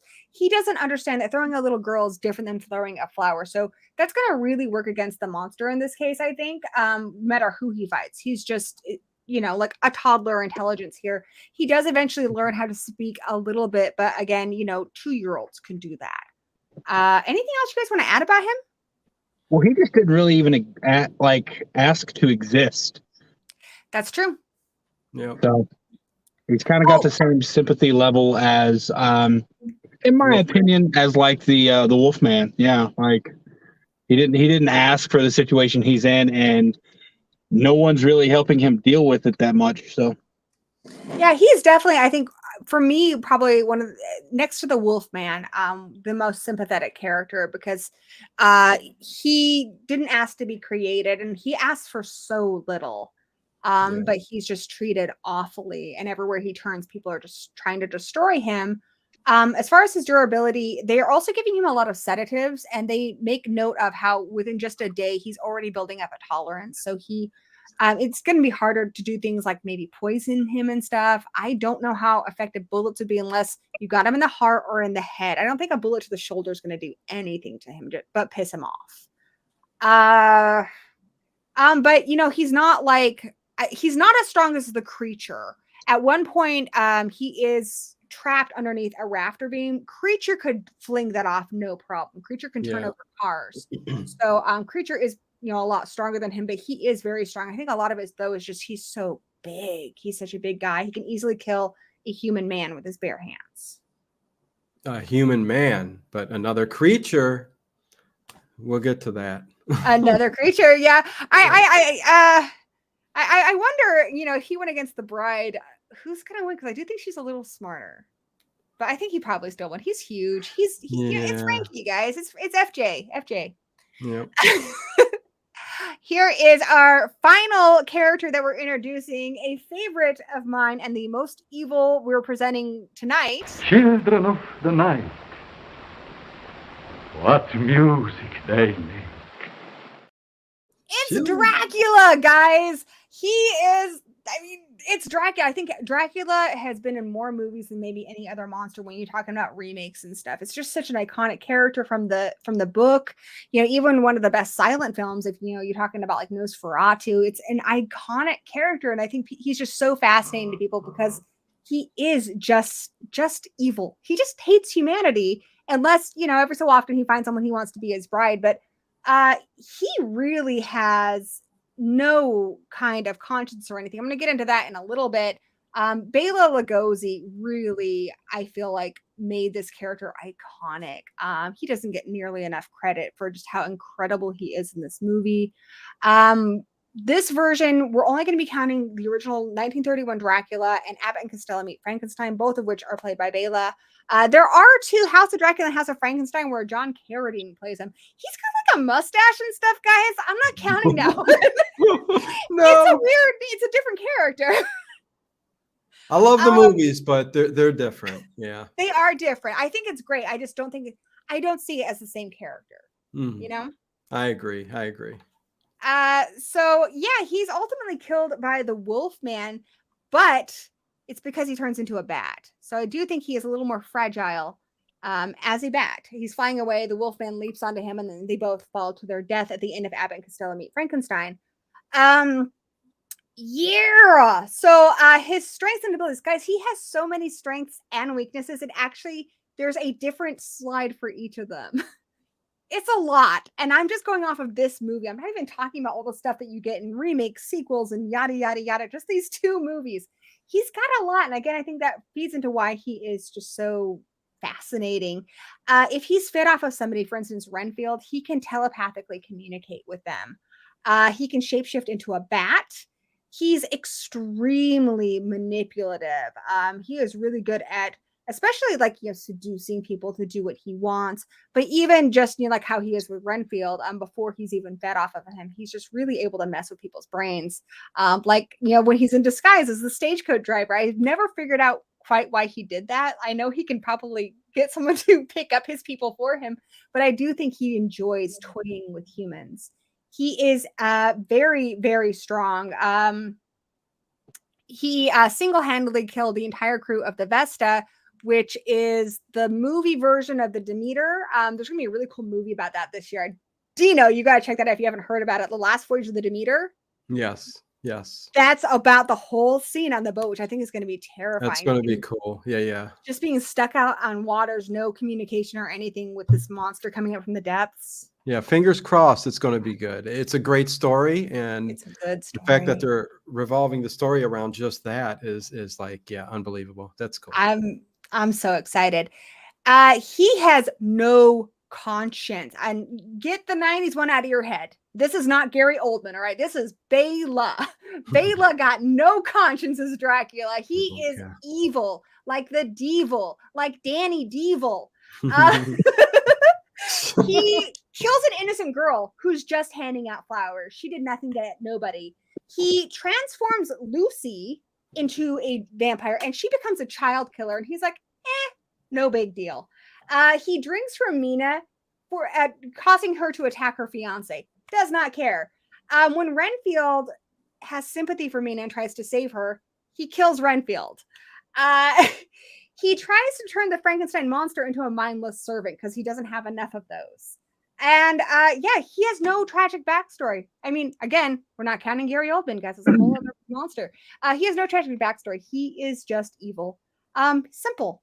He is very charismatic. He is very sexy. He can hypnotize people, put people in a trance. He's got fangs.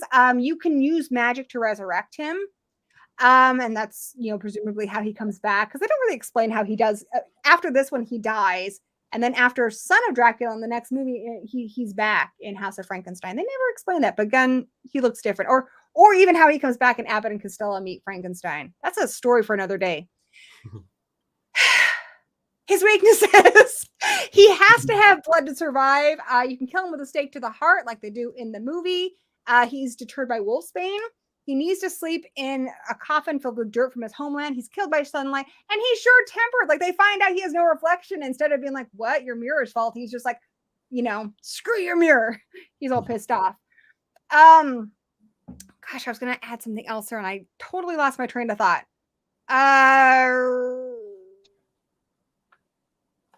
Yeah, I don't remember what else I was going to say. Anything else we want to say about Dracula? There's a lot, guys. It's just a lot. Oh, he can't hypnotize people who are strong-willed, like Van Helsing. Van Helsing's very strong-willed. He is unable to hypnotize him. Yeah. Listen, this is another category where I think it's just a no contest, but that's just me. It's a lot. Yeah, I got nothing to really add. So you guys can fall asleep during that really long intro. It's Dracula, guys. He has a lot.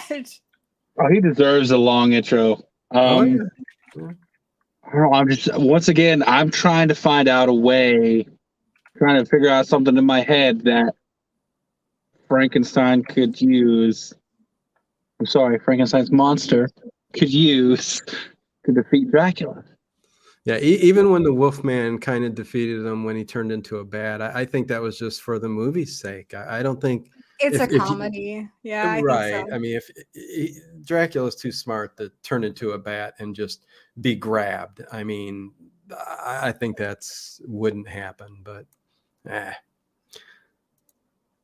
Yeah, I think Dracula's just got too many powers over Frankenstein. Are we getting into it? Frankenstein Yeah. again. Frankenstein again is like almost like Bride of Frankenstein. There are many ways to kill him. I think he's not smart enough. He may be big and strong, but Dracula can pretend to be his maker. He can pretend to be Frankenstein. I mean, Dr. Frankenstein. Could he fool the monster? Yes, I think he can, and just kill him. I don't know. Like I said, FJ is strong. I'm calling him FJ. He's strong, but yeah. But Dracula, he may look like he's smaller and not as strong. He is just as strong. He is extremely strong. And Dracula can make him walk off a cliff. He can make him grab a torch and put himself on fire. He can. I mean, like, straight up drink his blood. Like, I think that would make him sick. Yeah, but I mean, he would be sick, but Frankenstein would be dead. So. I don't think does Frankenstein need blood? Getting into the biology of Frankenstein is really interesting. Well, I mean, if he doesn't have blood, then like brain activity can't. I mean, I don't know. It would be. Yes, he needs blood. He needs blood. He needs the heart to beat, the brain. He's a living thing. Dr. Frankenstein animated this creature. Again, that iconic line, he created life, from electricity, which all life is created from electricity. I mean, I'm sorry, but Frankie can easily be killed by many different ways. And if he's going up against Dracula, again, Dracula can kill him in 50 different ways. I mean, so Mummy Movie says to kill Dracula, destroy his coffin. I don't think that's going to work. He does need to sleep in his own home dirt.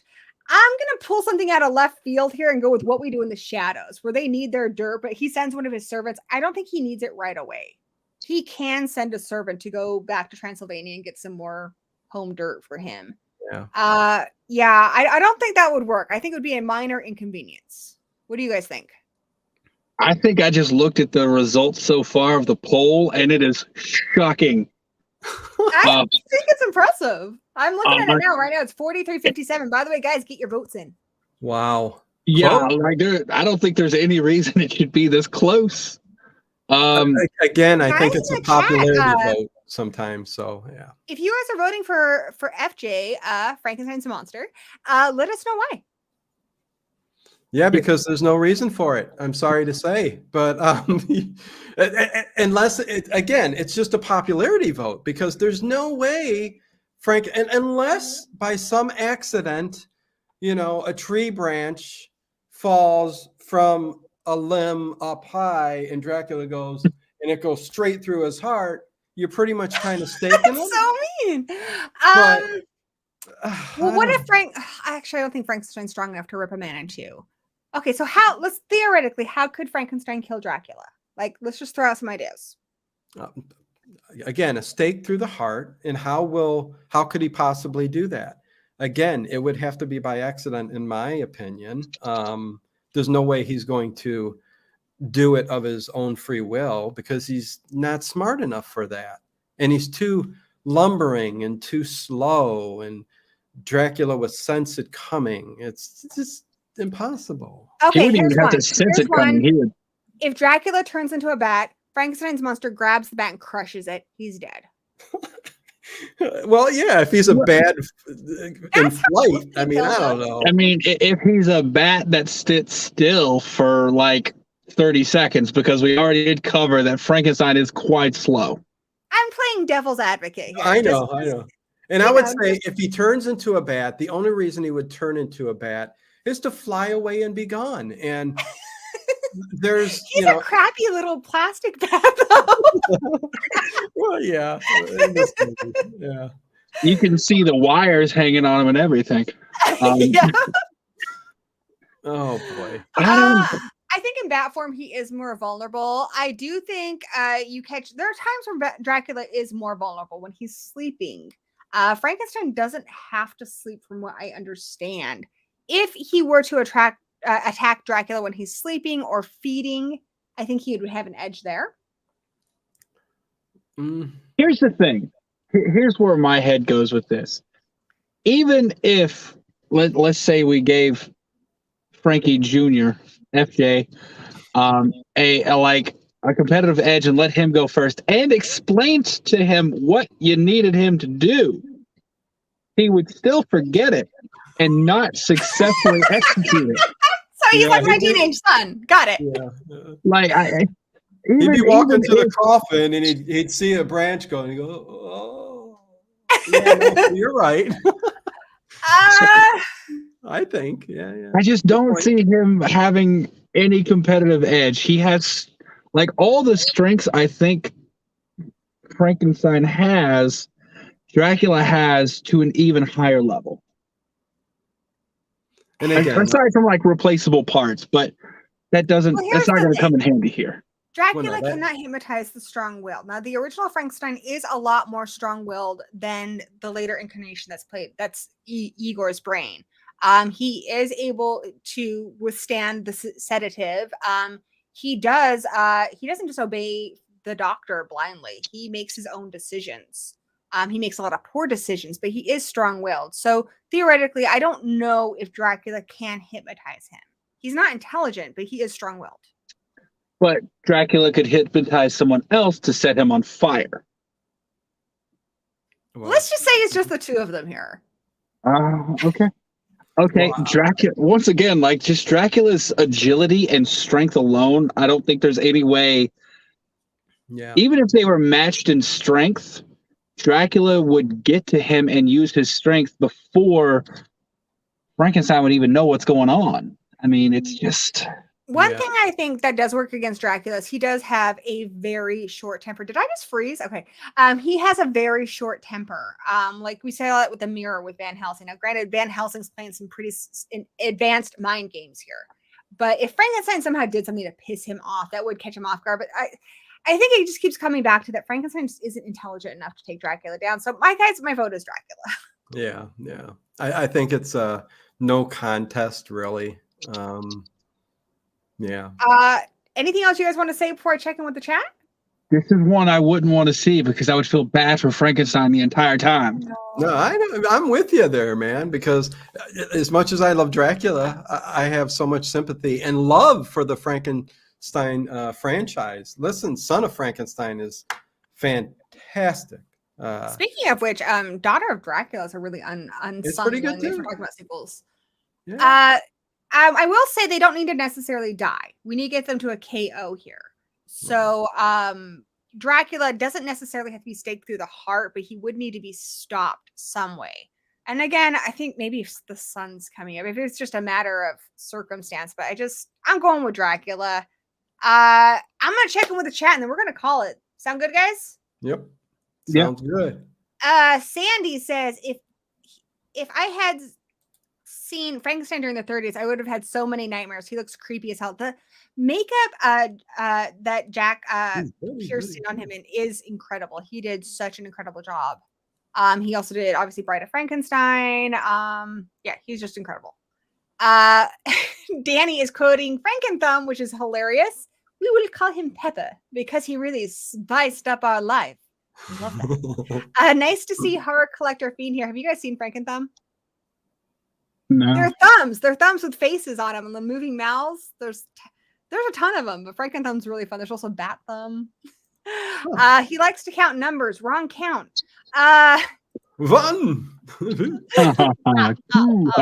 He must drink blood to survive as a weakness. I would say yes, because I don't think he'd be as strong if he was starving. Typically, we don't see it in this movie, but in a lot of vampire lore, if a vampire is starved, they go into a torpor, which is like kind of a coma. So I would say it is a weakness. It's a weakness, but I don't think when we're talking about battles, because he's going to be replenished enough, and it takes an awful long time because the blood will last and give him enough energy for a longer period of time. Well, I put fangs on there for strength, so I think I covered it, guys. Yeah. Oh yeah, you definitely did. I mean, the benefit to Dracula though is he could always just feed off of his opponent if he gets hungry during a fight. Yeah, that's true. That's true. Jump on his back and He's kind of a little bit of an aristocrat, though. I don't know if he would drink from a dead creature.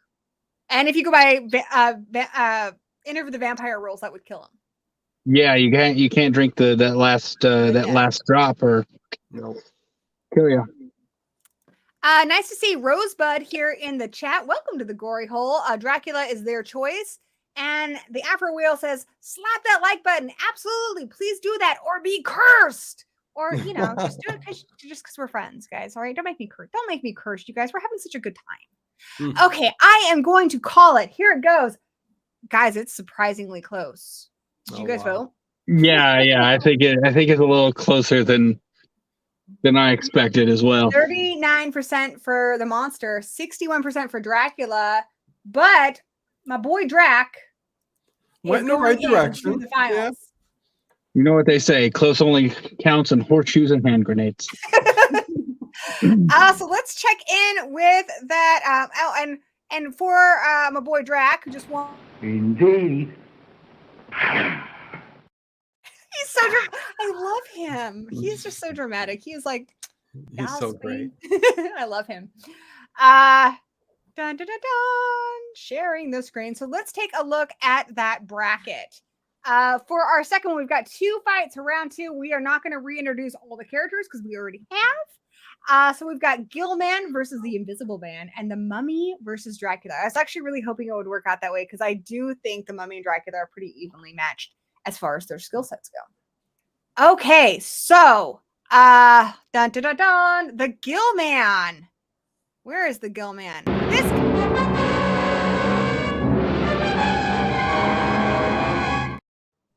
versus dun dun dun. Where's the Invisible Man at? Oh yeah. Just these fingers round a signalman's throat. That's all. He's just got so much pizzazz. So Gillman versus the Invisible Man. I'm going to go and put it in. Well, let's argue it first. Then I'll go ahead and put up the vote. What do you guys think? See, now we're getting a little bit tougher because there are things that the Invisible Man could do to the Gill-man when it comes to electricity, fire even. Depends where they're at. If he's near water and he's on fire or anywhere that could burn him. Again, location. Is the creature's going to be near water? If he's attacked, can he jump in the water? We're going to go with the one from part 3, which is a little bit more intelligent. He's going to need that intelligence to go against the Invisible Man.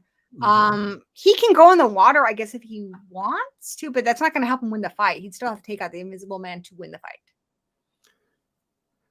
Yeah, I'm not sure what you think, Eric, but I think the Invisible Man, again, he's a little nuts. He's going crazy from the drugs and stuff like that. But I think high on drugs. Yeah, your brain on drugs. But I still think he's smart enough, Gory, to be able to come up with something to possibly kill him, whether through electricity or fire. If they were standing right up against each other, Gillman's going to crush him, but is he going to have the intelligence, the creature, to find an invisible person, that's around him, that's got something that could electrocute him or that something that could put him on fire? So I think I'm going to give it to the Invisible Man here. Danny makes a really good point. The Gillman doesn't need to see the Invisible Man. He does have enhanced senses, being that he's an animal. So he can sense him and he thinks rip him in half. I don't know how good his senses are going to be in that respect, Yeah. But I don't know. His eyes aren't super strong. No. And so I think he's relying on his other senses. And I get what he's saying with, listen, animals can sense things. The Gill-man can kind of sense what's going on. But listen, if you're quick enough and you're invisible, Gill-man could sense him without seeing him. But I still think the Invisible Man would be quick enough and smart enough to outwit Gill-man. I really do. I really do. I mean, throw an argument my way. I don't know. Anybody with something different. I mean, I think. Sorry, if you want to go ahead. Get in there, Eric. Oh, I was actually going to agree with you because I think with Gillman versus Invisible Man, we have a battle of like brute force versus wit and cunning, and I think almost every time wit and cunning come out on top. On top of being invisible. So yes, exactly. Mommy B Movie thinks the Invisible Man could smother the Gillman with his bandages. It's going to be really hard to smother the Gillman because the Gillman, like I said previously, he is the strongest by a lot of all the Universal monsters. Oh, do you got the poll up? Huh? Is the poll up? Oh, I'm going to throw it out there now. He is the strongest by a lot. So he needs a basic idea of where the Invisible Man is. The Invisible Man does laugh a lot. I think the Invisible Man, he doesn't rely on sight. So he's either relying, I don't fully understand what he's using for senses here, but it's either smelling or hearing. Both of those are going to help him detect where the Invisible Man is, regardless of him being invisible. The Gillman is significantly stronger. He also has teeth and claws. The Invisible Man is crazy. He is really smart, but not enough to be like setting traps for the Gillman because he's also crazy. He has some enhanced strength, but at the end of the day, he's just a man. And I've seen the Gillman take out countless men on land, in water. He has that epic fight with Mark in the first one, which is really cool, underwater. These are very athletic men who are trained to hunt undersea creatures who, even in the third one, they're going out there specifically to get him. But and you saw how it still doesn't work to their advantage. So I'm going to say the Gillman here. I still say you've seen how easy it was to capture the Gillman though, in all three movies. That's true. You know, it's not like he's so strong that a man can't capture him. And if they wanted to, if they weren't taking him back for experiments and to see what this creature was, they technically, once trapped, could have killed him through either electricity or whatever. Shoot him as many times as they possibly can until he's dead. And then burn him, whatever. I think, again, we've got the Invisible Man at his peak, even though he's a bit crazy. He's still got enough brains and wit about him that, listen, we're not talking about an ordinary man.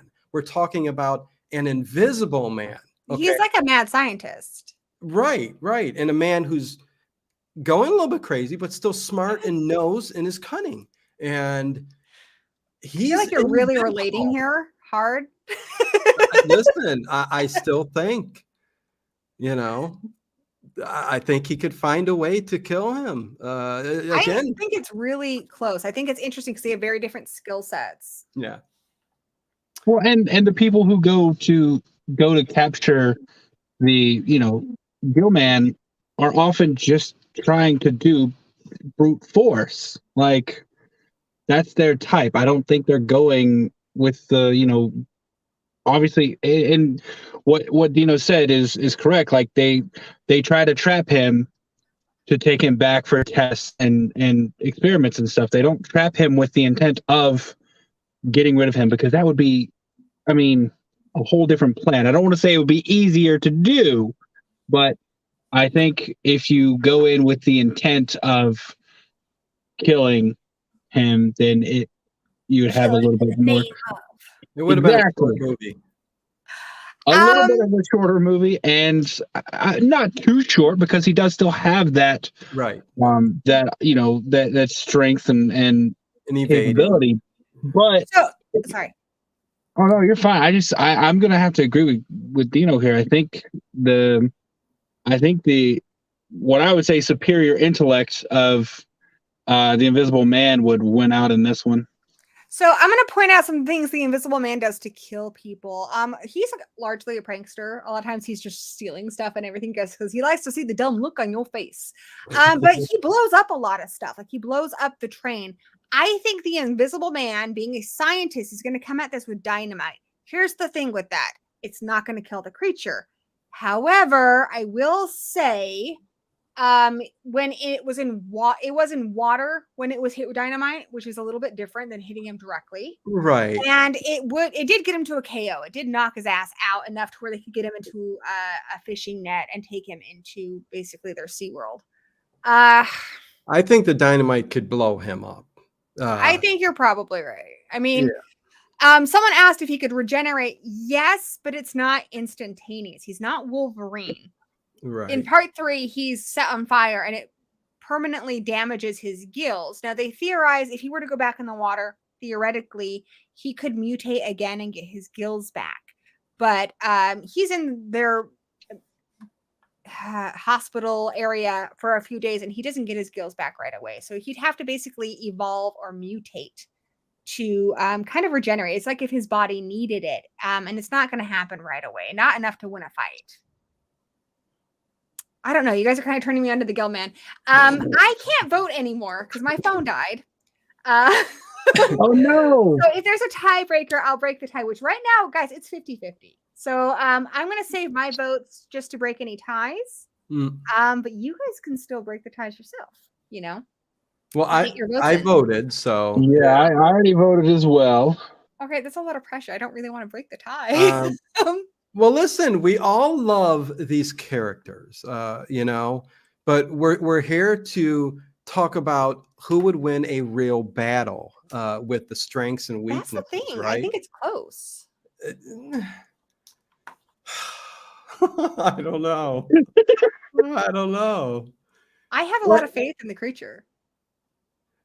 See, I mean, you're saying that though because you love that creature. Actually, no, he's towards the bottom for me. Dracula, Frankenstein's monster. I think I even like the Invisible Man more than him. Well, how much do you give to being invisible? Like that's like one of the ultimate powers. I still think it helps you against the creature. I don't think the creature cares if he can see you because I think his eyesight's so poor. Can the creature be killed? Yes, but he hasn't been. No, he has weaknesses and he can be killed. He hasn't been killed. He never has been though. Because he's a science experiment. Okay, the movies have never revolved around actually killing this creature.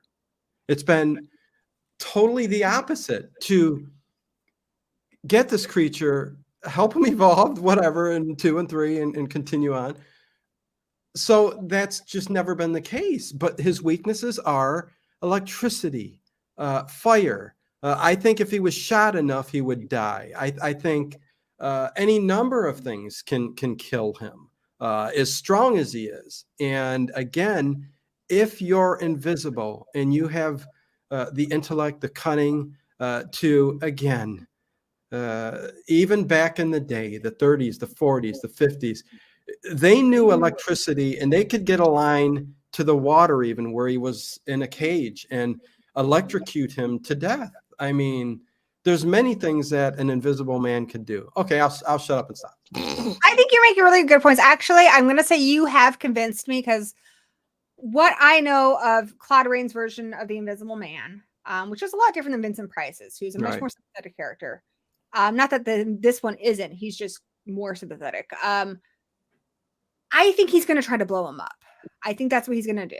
And I think it's at least going to get him to a KO. I don't know if it would kill him because the creature is really hard to kill, but it's at least going to get him to a KO, which would mean he'd win the fight. So my vote is for the Invisible Man. That puts us in a predicament though, because my vote would tie it up.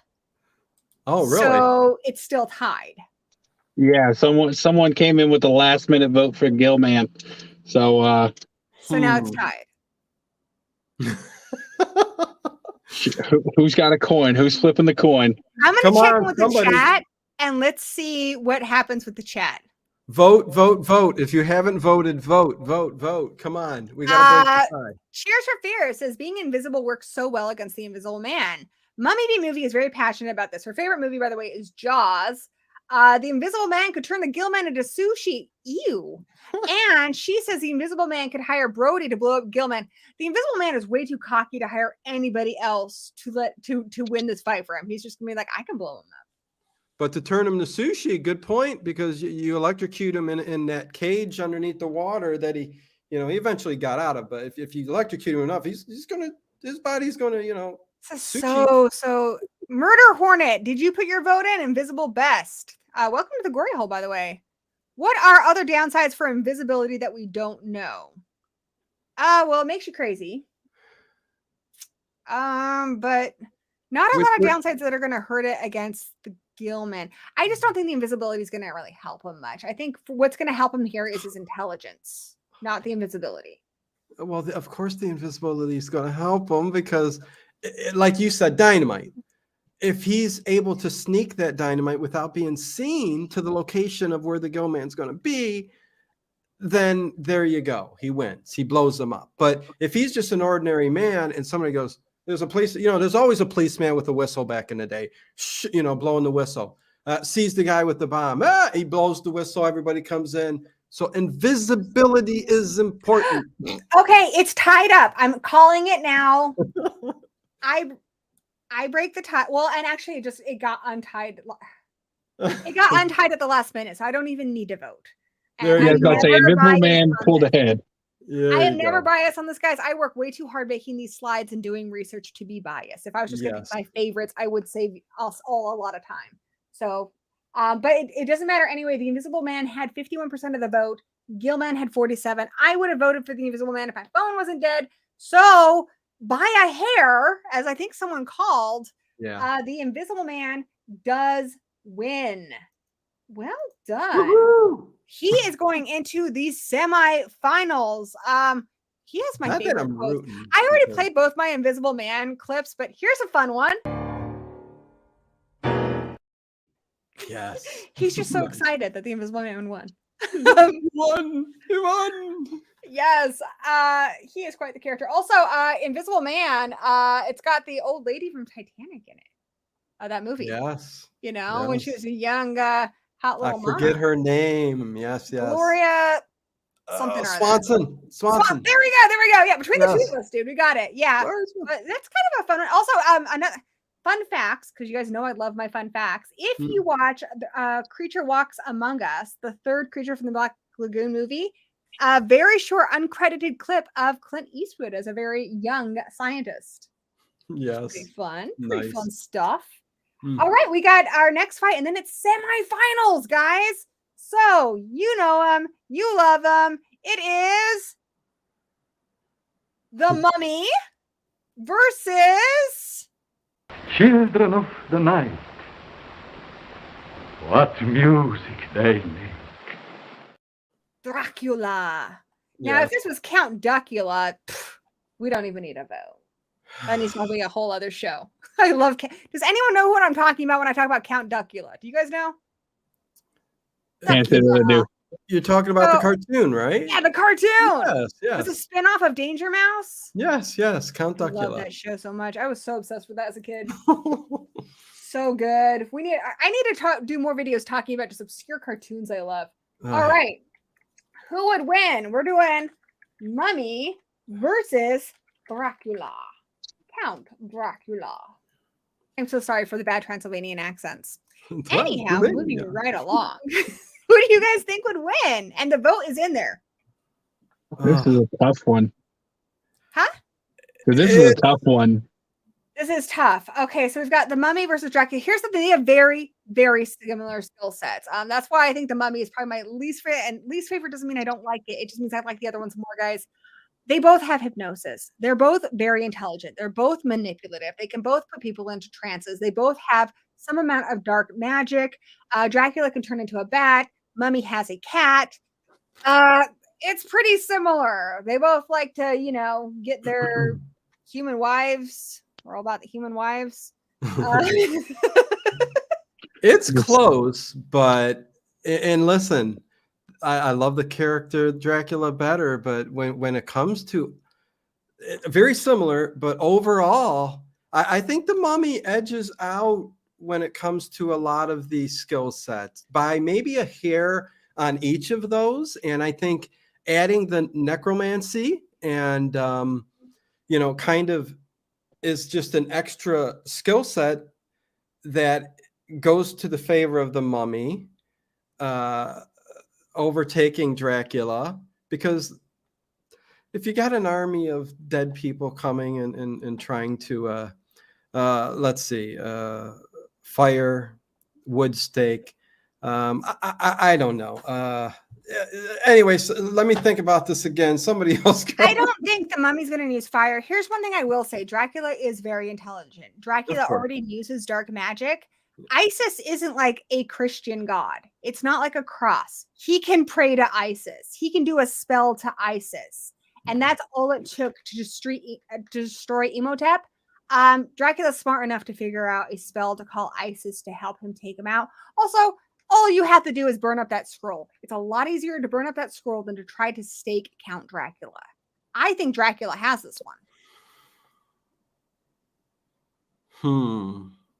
But it's close, guys. It's close.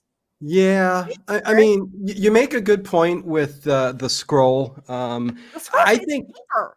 yeah, I think that's probably okay. You might sway me. The paper, the scroll, is probably the weakest link in the Mummy, and Dracula has all the ability in the world to be able to burn that. Whether he gets somebody in a trance to walk to the scroll, find the scroll, and burn it.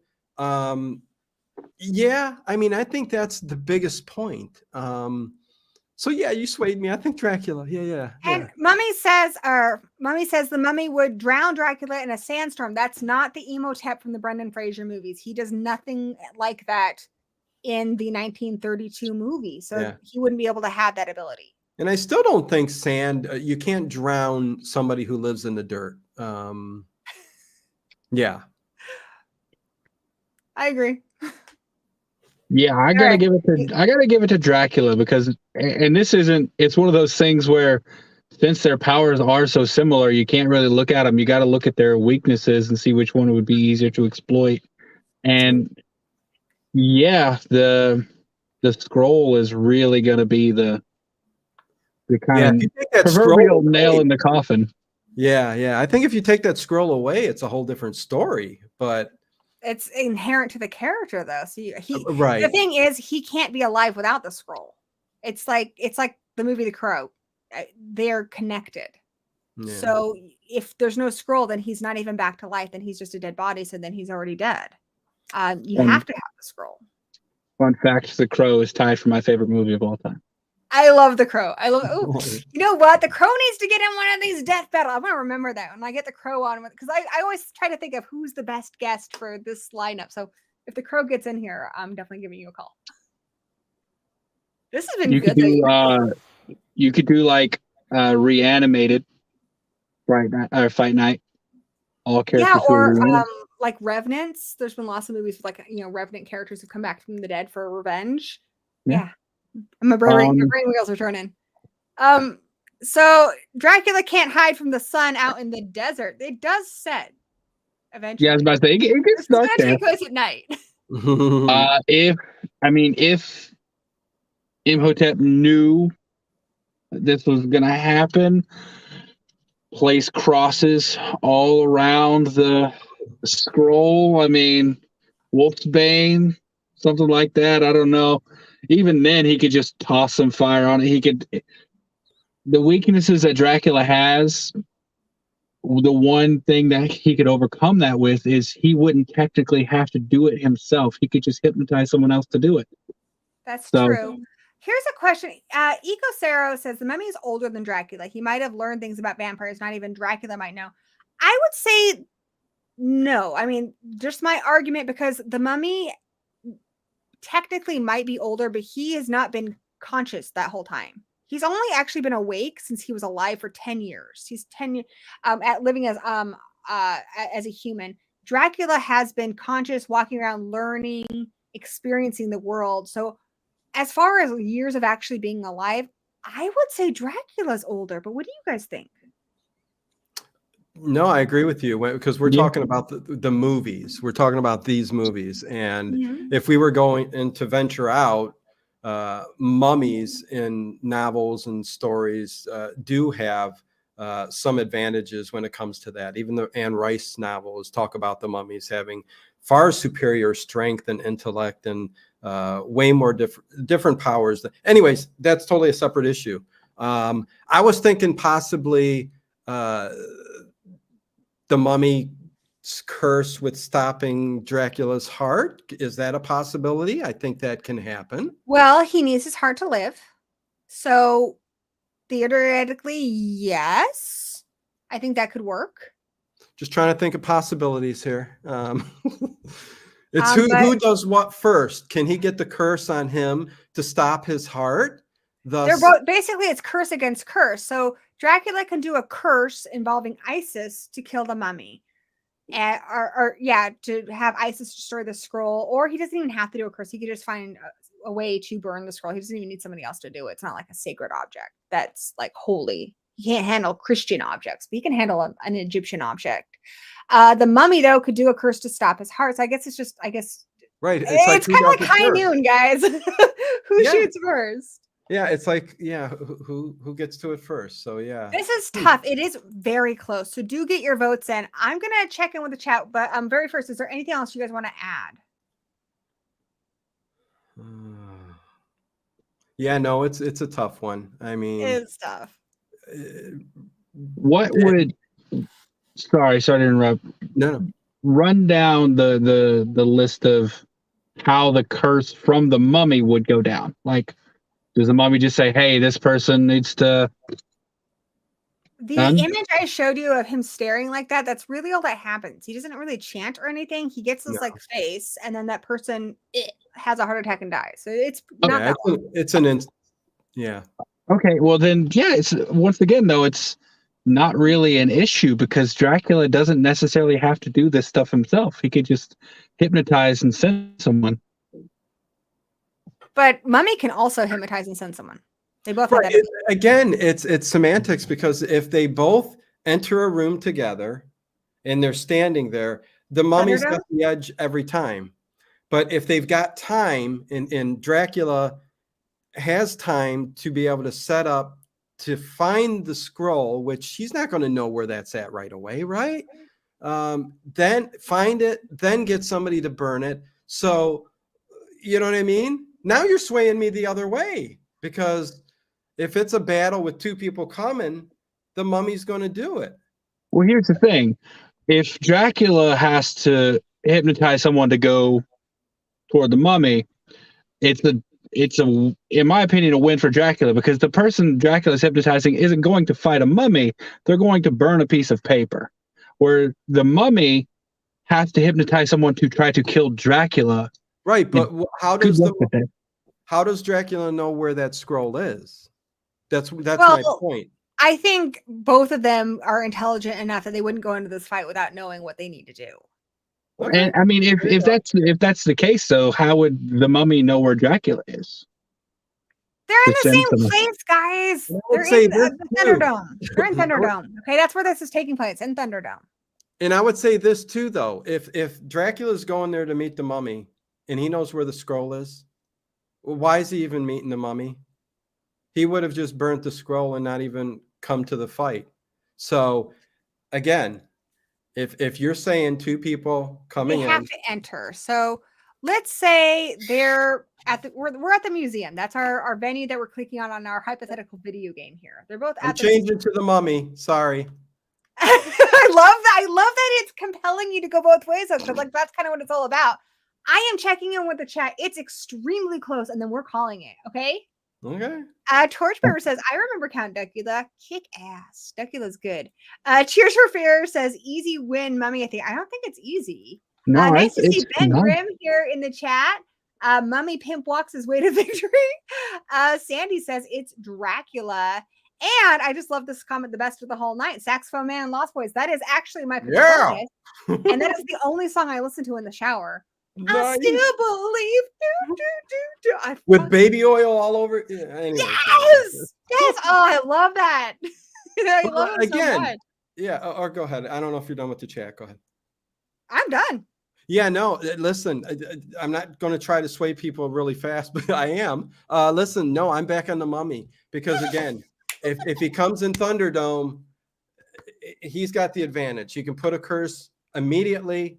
I know Dracula is strong-willed too, but I think he would put the curse on and just stop his heart. He doesn't have time to get to the scroll and burn it. Okay, guys, it's tied. Final. Oh, jeez. Why you guys tie this up? Come on, did you hear me? He doesn't have the scroll. They're coming up. The scroll has to be there with the mummy. They're a kit. Even my action figure of the mummy up here comes with the scroll. I could go kill him right now. Oh, listen, the toy comes with the scroll. But he's not walking in to battle Dracula with his scroll in his back pocket. I think in Thunderdome we've got stakes. We've got the scroll. It's Thunderdome. Two may enter. I don't know. You can't have this scroll just sitting there. Okay, fine. But say they're in a museum and the scroll is somewhere in the museum. He does have to find it. Okay. Is that fine for our venue, the museum?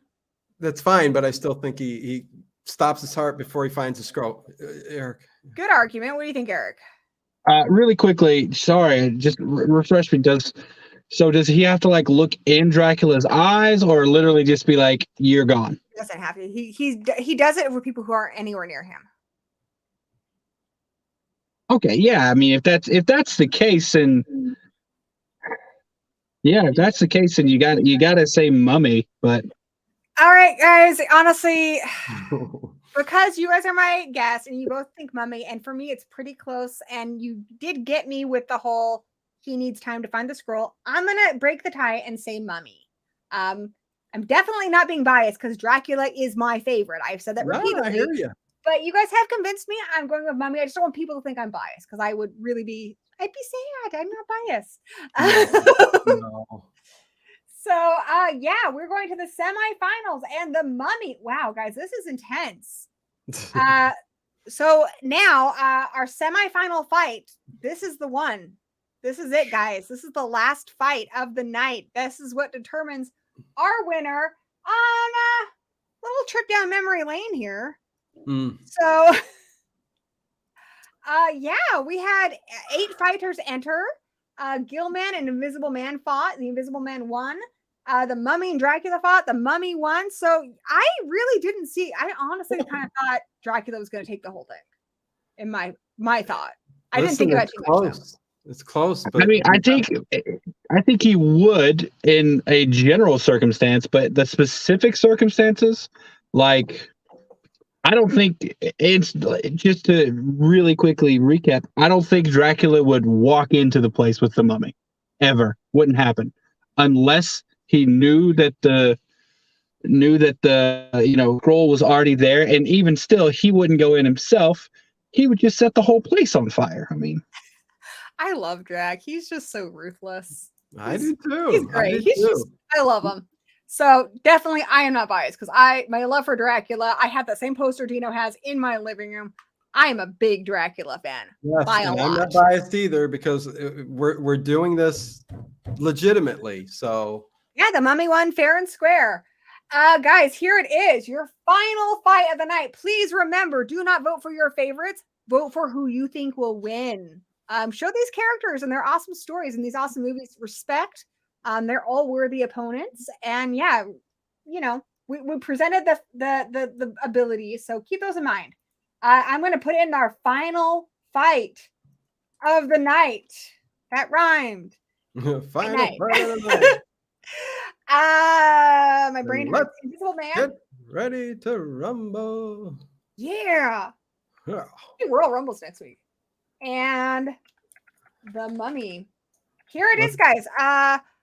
Who do you think is going to win? The Invisible Man or the Mummy? Let's see if you can sway me because I'm going to go with the Invisible Man.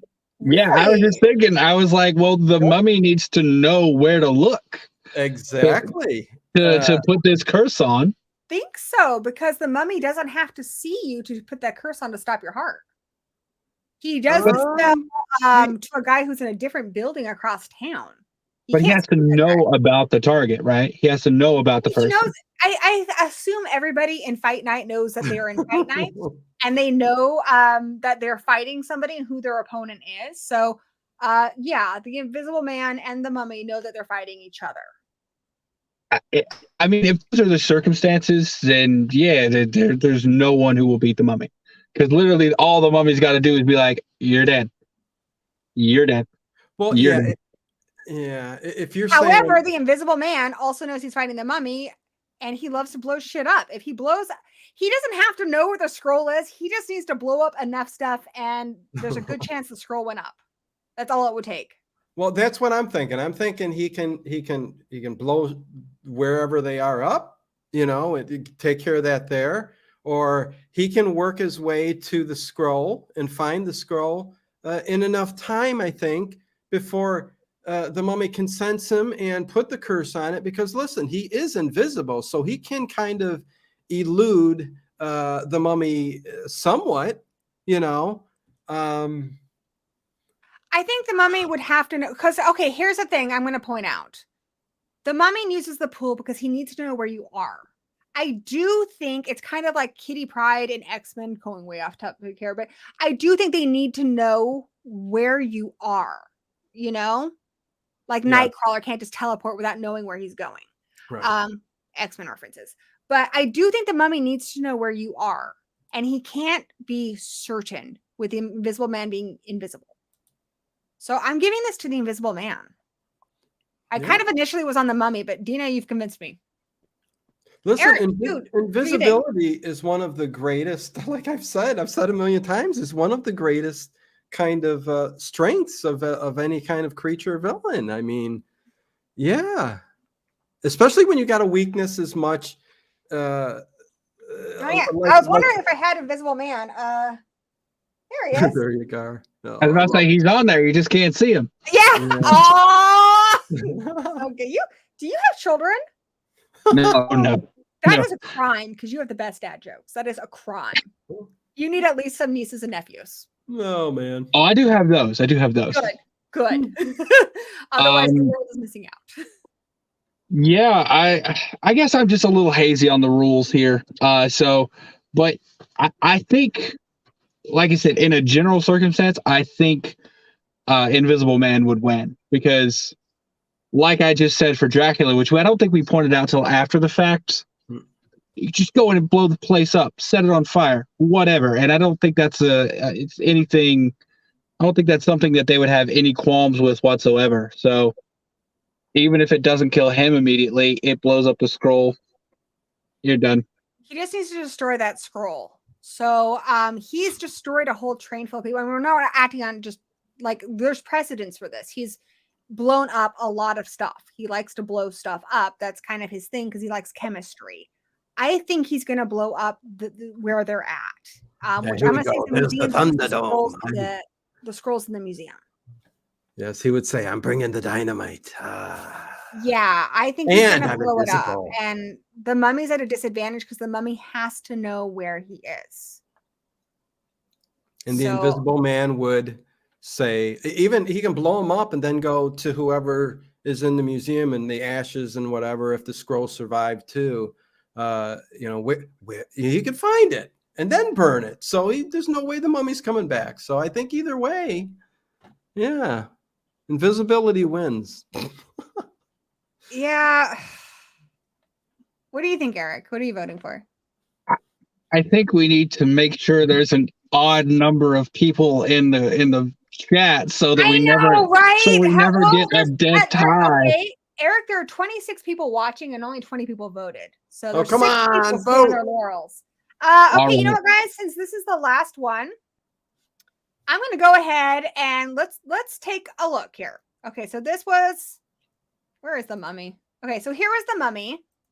So yeah, he's got his water divination. That's not going to help him because he still can't see him. He can stop people's hearts. He has necromancy, hypnosis.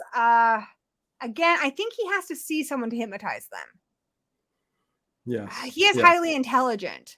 I also wouldn't be surprised if the Invisible Man got the Amulet of Isis because he's a cheeky little devil. He's just cheeky. The Invisible Man. Oh, that's right. We didn't have a thing for him.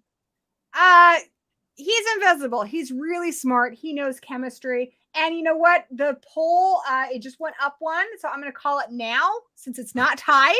And the Invisible Man won, guys. He took home the whole dang enchilada. He took it home. There's a souvenir for you. And one for you.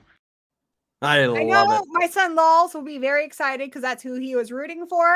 But these were all incredible contestants tonight in our fight night. What do you guys think? Do you think it ended up how you expected it to? Not at all. I try not to think about it too much, so then I'm surprised. Yeah, I was thinking maybe Dracula. I thought the Invisible Man had a really good shot, or Creature had a really good shot at this. Who did you think? I came into it thinking the final two would be the Mummy and Dracula, but things kind of swayed, and it came up to the Invisible Man. But I was swayed towards the end. I had a different outcome. I like that. I think it's fun when we get swayed. I always get swayed at least once. I think that's what's fun about it, is the arguing and stuff, and kind of considering new angles. Oh, and it could be different every time too. You can put different locations, different circumstances for each creature. So yeah, I mean, all of that you got to take into consideration. So yeah. Yeah, right. I'm looking through to see if I didn't play any clips for you guys. Here's one you missed. Nice. She didn't hang in there very long, but she is iconic. Why do you guys think that she's part of the Universal Monsters, even though she's in? I mean, it could have been Dracula's daughter who was the last member, but she is the one who's officially a member of the Universal Monsters. I think it's just because she's so iconic. Yeah, like she has that look that sticks in your brain. Oh yeah, she definitely does. And I don't know why I recently saw I do theater, and I really love theater. And I recently saw Young Frankenstein at one of the local theaters here again, and she's in it, and it's just so much fun. She's a great character. She's a great character. I think, I love her. I love her. I'm sorry she didn't make it, but I am. I think this was a good fight night, guys. Are you guys pleased with how it turned out? Yes, this was fun. Given, I have to say, I very much respect the way you honor what is going on in the chat. As I said, I watched one. I popped in, and it was I'm not going to say who it was, but they're like, it was a top. I think they were like doing a pretty much a bracket of the top movies of 2023 or 2022, top horror movies, and like there's one very, very clear movie that they were very biased about. And even though the chat was like all in favor of another movie, and I'll go ahead and tell you the movies, they were Nope and Terrifier 2, and the chat was very much like Nope was the better movie. The person was like, oh, well, it's so close, I'm gonna pick Terrifier 2. Yeah, on this one, even we have had ones, like we did one recently where it was which one's the best Christmas horror movie, and it's still the vote is the winner, even if it's by one. So the vote always wins. I am not biased. I will always honor what you guys vote for and what you guys are saying in the chat. So even if it's just by one. I respect that, because this person did not do that. And I immediately was like, all right, well, there's no reason to watch the rest of this, because I know what you're going to push to the end. Yeah, I think you got to be fair and you got to respect the chat. Otherwise, why are people going to tune in? I think people tune in because they know that they have a stake in the outcome. Yeah.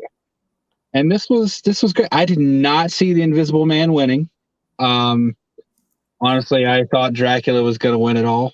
Me too. I finally just got Danny's John Cena joke, because you can't see him. Hilarious, honey. Hilarious.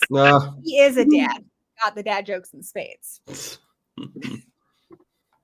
Awesome, guys. That was hella fun. I had a good time. I think we had some good fights. I love how much knowledge you guys both brought to this. I love your guys' horror knowledge. I love your guys' ways of looking at the fights, taking it seriously. You guys really brought your A game tonight. Thank you so very much. Thanks for having me. This was amazing. And let us know what's going on your channels. What can we expect next? What you're working on, or Do you know? Would you like to go first? Oh God, there's something going on every night, 7 days a week. there's something going on. So overnight streams every night. Again, they're old time radio shows. They're mystery, horror. There's some detective. If you've never listened to old time radio shows before, they are magical. They How do you keep finding more? You have such a library. Well, listen, you know how many shows have survived? I mean, CBS Radio Mystery Theater alone has like 1,300 episodes. So, I mean, it's like, yeah, and they're all fantastic because they focused on radio so much that, you know, those were the movies of the day. So the scripts were by real writers who did great jobs on what they did. So My some of grandmother loved The Shadow. I think I've told you that. My grandmother was Oh, alive yeah. during the Blitz in London. And she said, like, the way they would get through it, because you'd have to, you know, be, you know, locked up in a room all night for safety. They would Yeah. just sit around the radio and listen to The Shadow all night.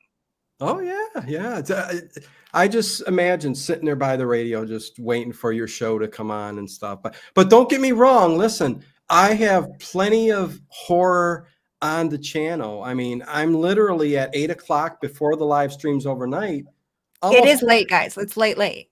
But it's so good to, guys, if you need somebody to fall asleep to, like if you like someone being reading to you, I like to put it on a lot when I'm like cleaning and stuff. Just because it's I like feeling like I'm making the most of my time, and so I get to hear a cool story and I'm still getting stuff done in my house.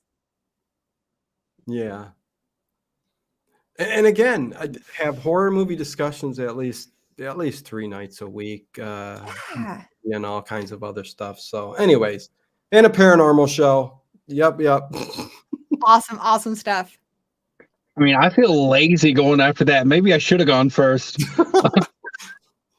I'm just doing a lot of shorts and videos on right now, mainly Scream 6 that's coming out soon, because that's kind of the talk of the town and there's so much to talk about.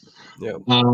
Theory, and we've had, you know, a teaser and one trailer, and then everybody's got like 15,000 different theories about how it's going to go, and it's just super fun right now to talk about that kind of stuff. So that's pretty much all I'm doing for like the next 2 or 3 weeks, and then Scream Watch Along is going to be on your channel, or Watch Scream Alongs are on Discussions Craven's on channel. yours. Yeah, What we Discussions love on about yours, is on mine. and then Watch Alongs on his, and then we're just going to be bouncing around on each other's channels, having a good old time. I love it. I love it so much. Sorry, my mistake. My mother says my grandmother was evacuated the country. I just remember that during that time she was listening to The Shadow. That was the story she told me. Nice. But yeah, I love the radio shows. I love Eric. The content you're putting out right now with Scream is really, really fun and exciting. I am really excited because you're going to be part of my whole Scream Fest thing all through February on Sundays. We're going to be talking about every Scream movie individually, like what I did in October with the Halloween films. I've got people who love these movies on as guests. So yeah, everyone, yes, 3, 5, all of them, 1. We're going to be talking and celebrating these movies just because I think it's really fun. I think they're all really great films, and we're going to have lots of trivia, and it's just going to be a lot of fun. I'm also going to be on a lot of Craven's watch alongs and Craven Something Scary with Eric here. So that will be super fun. And next week, like I said, it's another fight night. It's tag teams. So this was Slasher and Suits' idea. He was saying like maybe like Corey and Michael would be a tag team. We might have a couple of Ghostfaces tag team. I think Jill and Billy would be a cool tag team. So definitely check that out. We've never had tag teams before, so that should be really interesting. And yeah, there's a whole bunch of crazy movie stuff going. So like this last week, I did a couple streams during the week just about Scream. Might, you know, depending on what movie news breaks or whatever, the Scream stuff's been really exciting. Movie Massacre and I had a stream the other day where we went through like frame by frame on the trailer, and we had some really fun theories. So if you guys are also excited about Scream, you know, check it out. It was super fun. Thank you guys again. You can find their links in the description below. It's at the Late Late Horror Show and at the Bearded Entertainment. Both really, really great channels. Both offering you a lot of cool stuff in horror and horror discussions. So do check them out. They're incredible. Thank you again, guys. Don't be strangers. I cannot wait until you're back on the channel. And to everyone in the chat, thank you so much for your comments and your super chats and everything. It's been a really fun night. It definitely has. Yep. Thank you, Gory. Yeah. Yay. Thanks, guys. And until we meet again, blessed be. Oh, you know, I don't even have it queued up yet. Okay. Do you guys have any sign-offs to do on your channel? I usually say I love you all and be safe. I think that's perfect. Alrighty. Bye, guys. Bye.